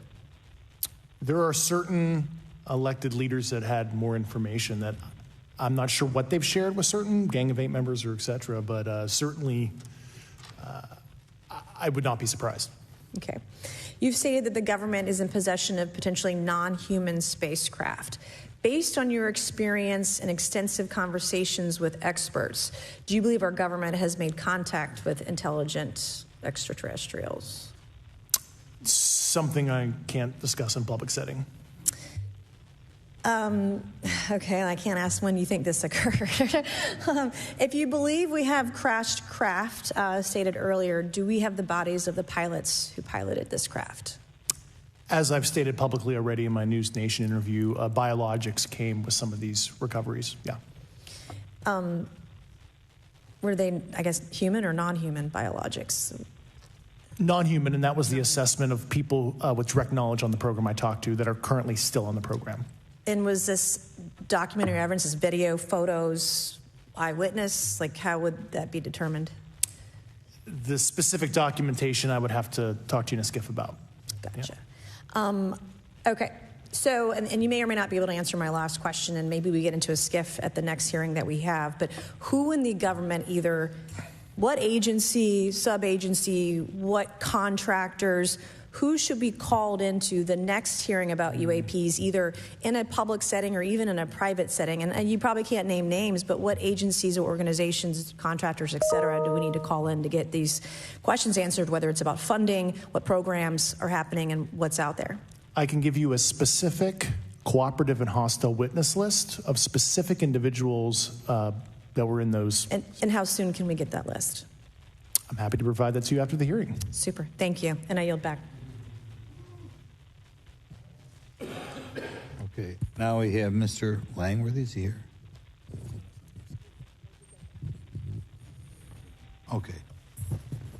Thank you very much. I'd like to thank all of the witnesses for being here today to discuss this very unique topic. And I'd like to jump right into my questions, if you don't mind. Commander Fravor, can you briefly describe your background? Yeah, I was an enlisted Marine, Naval Academy graduate, Navy, flew for 18 years, got a master's from University of Houston, and I've worked in the private sector for the last, 16 years, 17 years. I do a lot of defense work. So. Really gold-plated credentials. Commander Fravor, we have all seen the floating Tic Tac video that you engaged with on November 14th, 2004. Can you briefly talk about why you were off the coast of San Diego that day? Yeah, we were at a workup with all the battle groups, so we integrate the ships with the carrier, the air wing with the carrier, and we start working. So we were doing an air-to-air defense to hone not only our skills, but those of the USS Princeton when they had been tracking them for 2 weeks. The problem was that there was never manned aircraft airborne when they were tracking them, and this was the first day, and unfortunately, we were the ones airborne and went and saw it. Do you remember the weather that day? Was it cloudy or windy or anything out of the ordinary on the Pacific coast? It was actually, if you're familiar with San Diego, it was a perfect day. Light winds, no whitecaps, clear skies, not a cloud. It was, for flying, it was the best. Now, is it true that you saw, in your words, a 40-foot flying tic-tac-shaped object? That's correct. Or for some people that can't know what a tic-tac is, it's a giant flying propane tank. Fair enough. Did this object come up on radar or interfere with your radar or the USS Princeton? The Princeton tracked it, the Nimitz tracked it, the E-2 tracked it. We never saw it on our radars. Our fire control radars never picked it up. The other airplane that took the video did get it on a radar. As soon as it tried to lock it, it jammed the radar, spit the lock, and he rapidly switched over to the targeting pod, which you can do in the F-18. From what you saw that day and what you've seen on video, did you see any source of propulsion from the flying object, including on any potential thermal scans from your aircraft? No, there's none. There's no IR plume coming out. And Chad, who took the video, went through all the EO, which is black and white TV, and the IR modes, and there's no visible signs of propulsion. It's just sitting in space at 20,000 feet. In your career, have you ever seen a propulsion system that creates no thermal exhaust? No. Can you describe how the aircraft maneuvered? Abruptly, very determinate. It knew exactly what it was doing. It was aware of our presence, and it had acceleration rates. I mean, it went from 0 to matching our speed in no time at all. Now, if the fastest plane on Earth was trying to do these maneuvers that you saw, would it be capable of doing that? No, not even close. And just to confirm, this object had no wings, correct? No wings. Now, was the aircraft that you were flying, was it armed? No, never felt threatened at all. If the aircraft was armed, do you believe that your aircraft or any aircraft in possession of the United States could have shot the Tic Tac down? I'd say no. Just on the performance, it would just left in a split second. It looks like that we have a problem here that needs further investigation. Yes. In your belief, is this flying Tic Tac, I mean, is it capable of being the product of any other nation on the earth? No, like I said earlier, I think it defies current material science and the ability to develop that much propulsion. And I know there's been some physicists have done calculations, which is beyond anything that we have. Well, either the United States has an adversary here in this world that we don't know, or we really have some serious investigations to do. I really appreciate you being here. Is there anything else about the November 14th, 2004 incident that you think is important for this committee to know that you haven't been asked here today? No, it's been said it's probably the most credible UFO sighting in history based on all the sensors that were tracking it, and then for us to get visual and to go against the naysayers that it's something on the screen or whatever. I mean, there's 4 sets of human eyeballs. We're all very credible. Of the 6 of us that were involved in the thing, including the video, every one of us is going to do 20-plus years in the military in very responsible positions. So I'd say the world needs to know that. It's not a joke. Well, thank you very much for your testimony here today for all of you, and I yield back, Mr. Chairman. Mr. Ogles. Thank you, Mr. Chairman, and thank you all for being here and the courage it took to come forward and again, the sacrifice that each of you have made. I serve on the National Security Subcommittee for the Financial Services Committee, so I really want to stay in the national security lane, if I may. So when we think about traditional adversaries and both us towards them and them towards us, we probe their capabilities. We look for weaknesses, and we collect that data, that reconnaissance for in the event we need it in the future. For each of you, yes or no question, based off of your own experience or the data that you've been privy to, is there any indication that these UAPs could be essentially collecting reconnaissance information? Mr. Graves? Yes. Mr. Grush? Fair assessment, yeah. Mr. Fravor? Very possible. Again, in the national security vein, is it possible that these UAPs would be probing our capabilities? Yes or no, Mr. Graves? Yes. Grush? Yes. Fravor? Definitely. Is it possible that these UAPs are testing for vulnerabilities in our current systems? Yes. Yes. Possible. Do you feel, based off of your experience and the information that you've been privy to, that these UAPs provide an existential threat to the national security of the United States? Mr. Graves? Potentially. Yes, sir, potentially. Same answer, potentially. Yeah, I'd say definitely, potentially. Mr. Graves and Fravor, in the event that your encounters have become hostile, would you have had the capability to defend yourself, your crew, your aircraft? Absolutely not. Sir? No.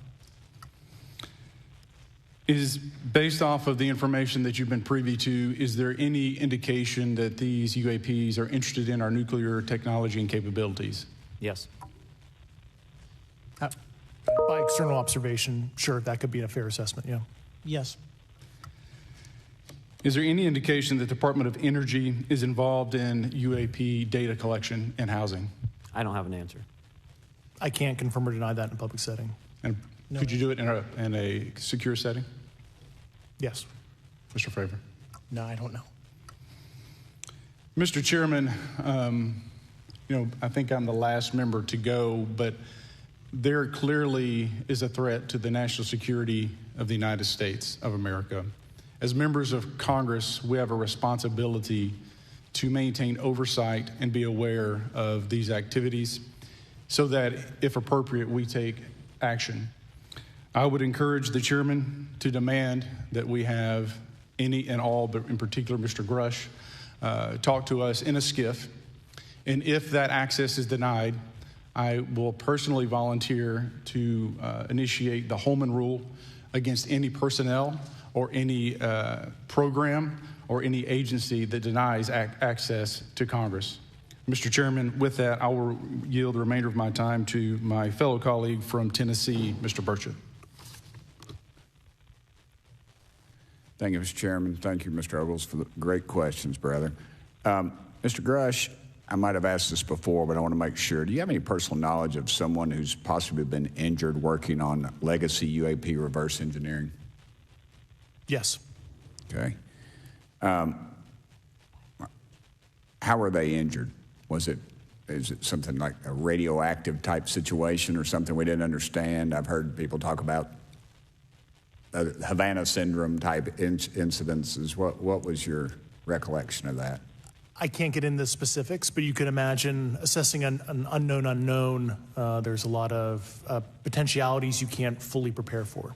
How do you think we ought to handle UAP whistleblower complaints like yours in the future? Yeah, there was some issue with mine. So, PPD-19 process, it goes to the Intel committees, either through PPD-19 or ICD-120. There's not a good way for the Intelligence Community Inspector General to provide that to other committees. And I asked my information to be sent to the House and Senate Armed Services Committee because there are Title X equities at play, but there was no smooth process to do so. Yeah. It's a trash can. Are you aware of any individuals that are participating in reverse engineering programs for non-terrestrial craft? Personally, yes. Do you know any that would be willing to testify if there were protections for them? Certainly closed door and assurances that breaking their NDA, they're not going to get administratively punished for so. Yeah. I yield, Mr. Chairman. Thank you. I'm going to do something a little bit out of the ordinary here. We're going to give 3 people a chance at an additional 3 minutes. So Mr. Burchett, do you want to keep going? Why don't you come back to me, Mr. Chairman? Ms. Luna, if she's is she on that list? Sure. Chairman, I'd like to submit for the record an article by News Nation, and it follows Mr. Grush's full interview for the record. Without objection. Thank you. Mr. Grush, why is it that you refer to the phenomenon as non-human intelligence? Why deviate from the basis of extraterrestrial life? I think the phenomenon is very complex, and I like to leave an open mind analytically to specific origin.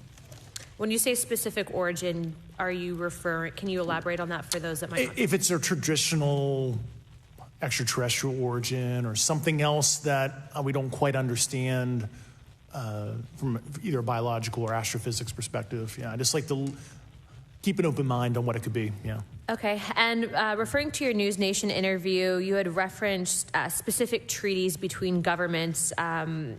Article 3 of the Nuclear Arms Treaty with Russia identifies UAPs. It specifically mentions them.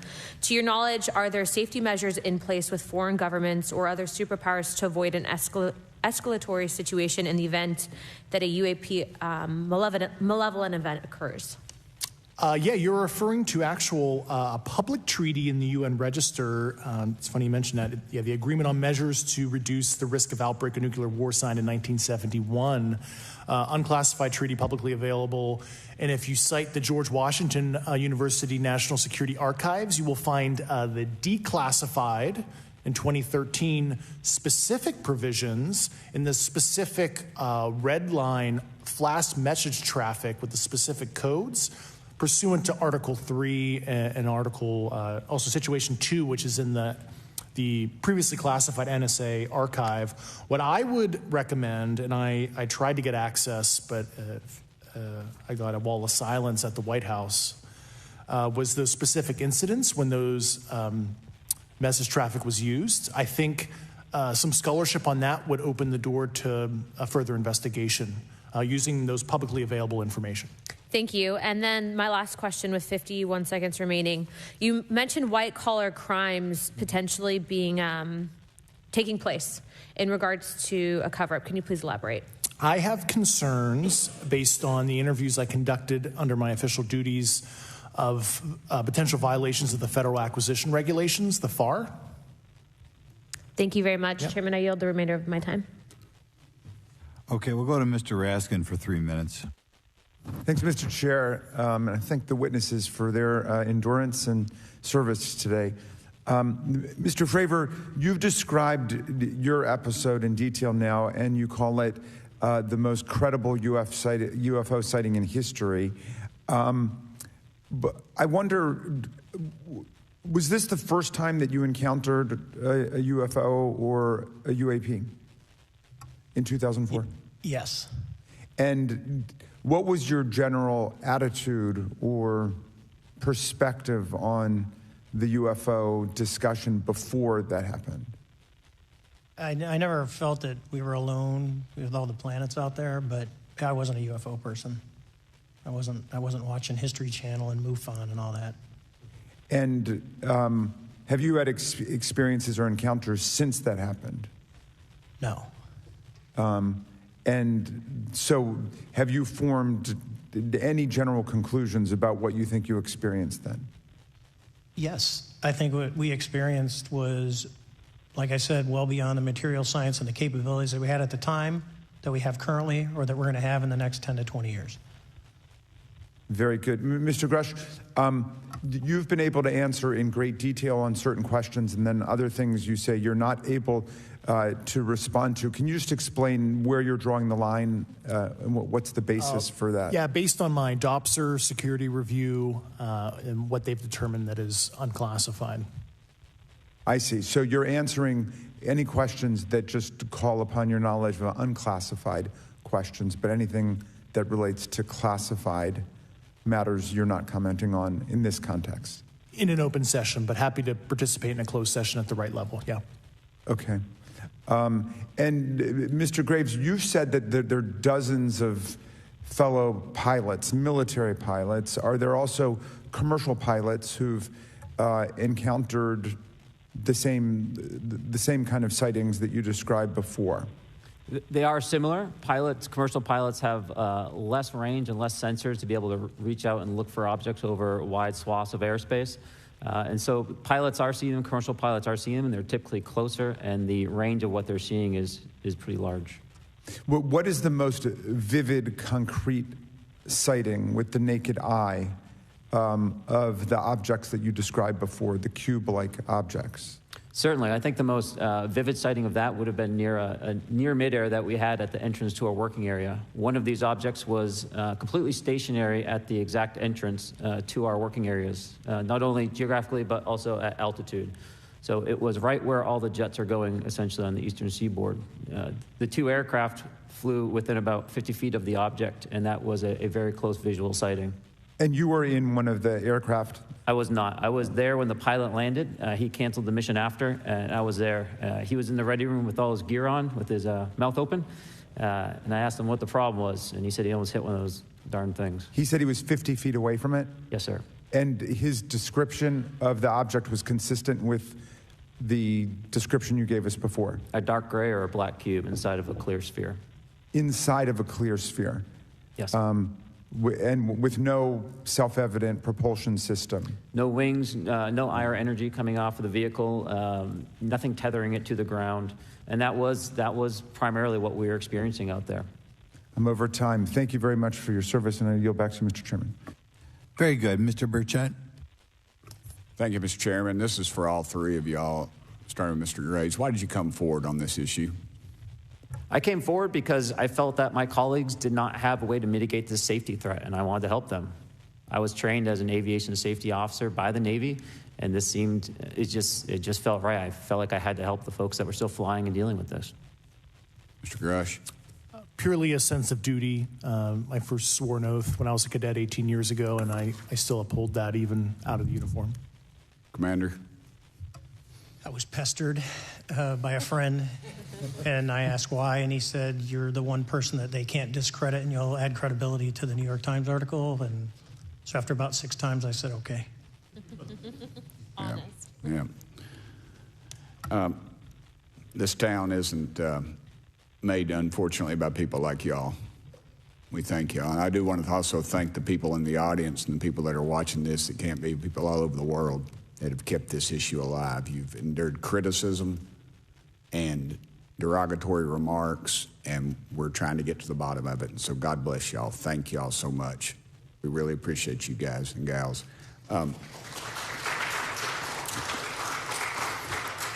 That's why we need term limits. Y'all keep clapping, us politicians just keep talking. So let me ask y'all, how can the public contribute to UAP reporting, and what avenues you think are available to the public to report these sightings? Well, right now, I don't think there is a lot of public options for every man to be able to report on this. I think even for professionals that have sensor data that are seeing these on a regular basis, they're still hesitant to come forward.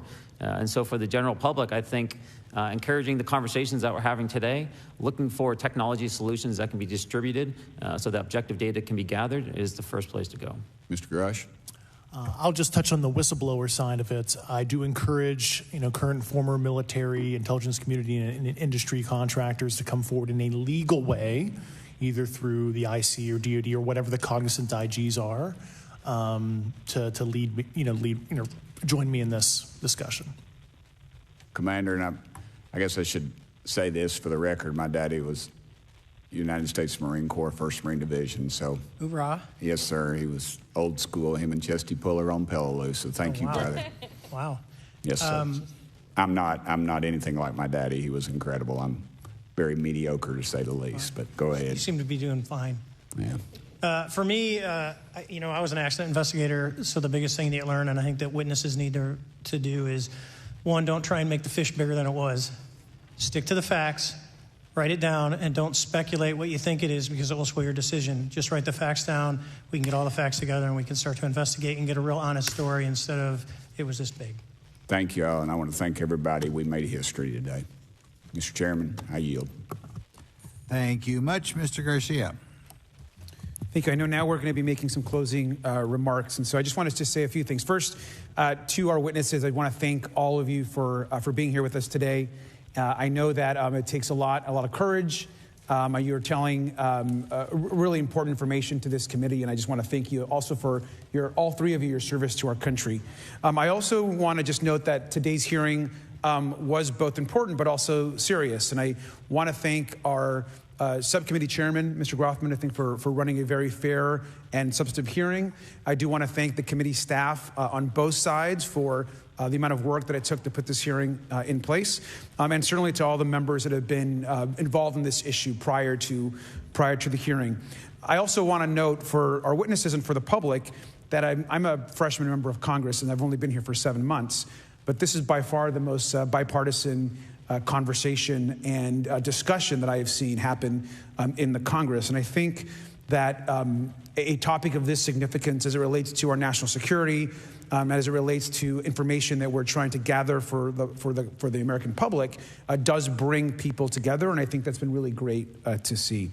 I think it's also important to note for the public, today in our hearing, we had on our side also both our full ranking member, which is Mr. Raskin, and our vice ranking member, which is Ms. Ocasio-Cortez, both here at our hearing. I think it shows the importance and seriousness that our side of the aisle is taking to this important hearing, but also to the broader issue as it relates to working with our Republican counterparts on this committee.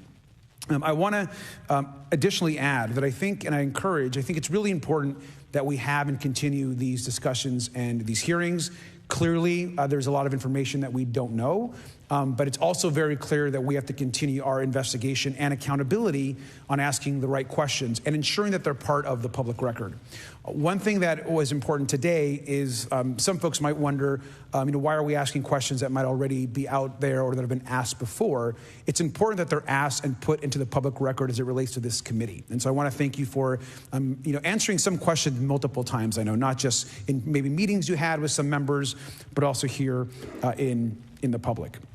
Let me also just add an additional note that it's important also that our friends in the media and those that are not just reporting on this hearing, but that have reported on this topic and that may in the future, the media has an important role in this process. And it's very important that the media engages, does independent investigation, and reports on not just what happened today, but what they see independently as what is happening around UAPs in the broader community. That is also an important public benefit that we have in trying to get the information and the facts as it relates to this.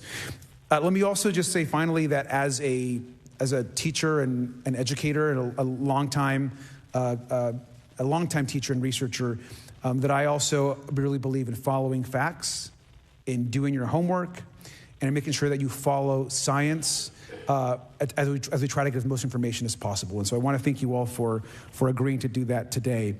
Transparency is a cornerstone of government. We live in a vast galaxy, a lot of unanswered questions, and thank you all for being here today. Mr. Chairman. Thank you. I'd like to one more time thank Mr. Burchett and Ms. Luna for bringing this to our attention. It's a topic that has interested me since I was in school. It was a very illuminating hearing. Obviously, I think several of us are going to look forward to getting some answers in a more confidential setting. I assume some legislation will come out of this. Sure. I apologize, Mr. Chairman. I need to compliment the folks in my office that did a lot of the work on this. Rachel and Noah sitting behind me here. They're very quiet and humble, but if without them, this thing would not have come off like it did, so I apologize. Thank you. I think we're going to want to look into what we can do to make more of this information public. I think there's certainly a time period after which it should always be made public, and people have been concerned about these issues, like I said, since I was in high school. But in any event, I'd like to thank everybody who was here, sticking through the entire hearing. Without objection, the members will have 5 legislative days to submit materials and to submit additional written questions for the witnesses, which will be forwarded to the witnesses for their response. If there's no further business, without objection, the subcommittee stands adjourned.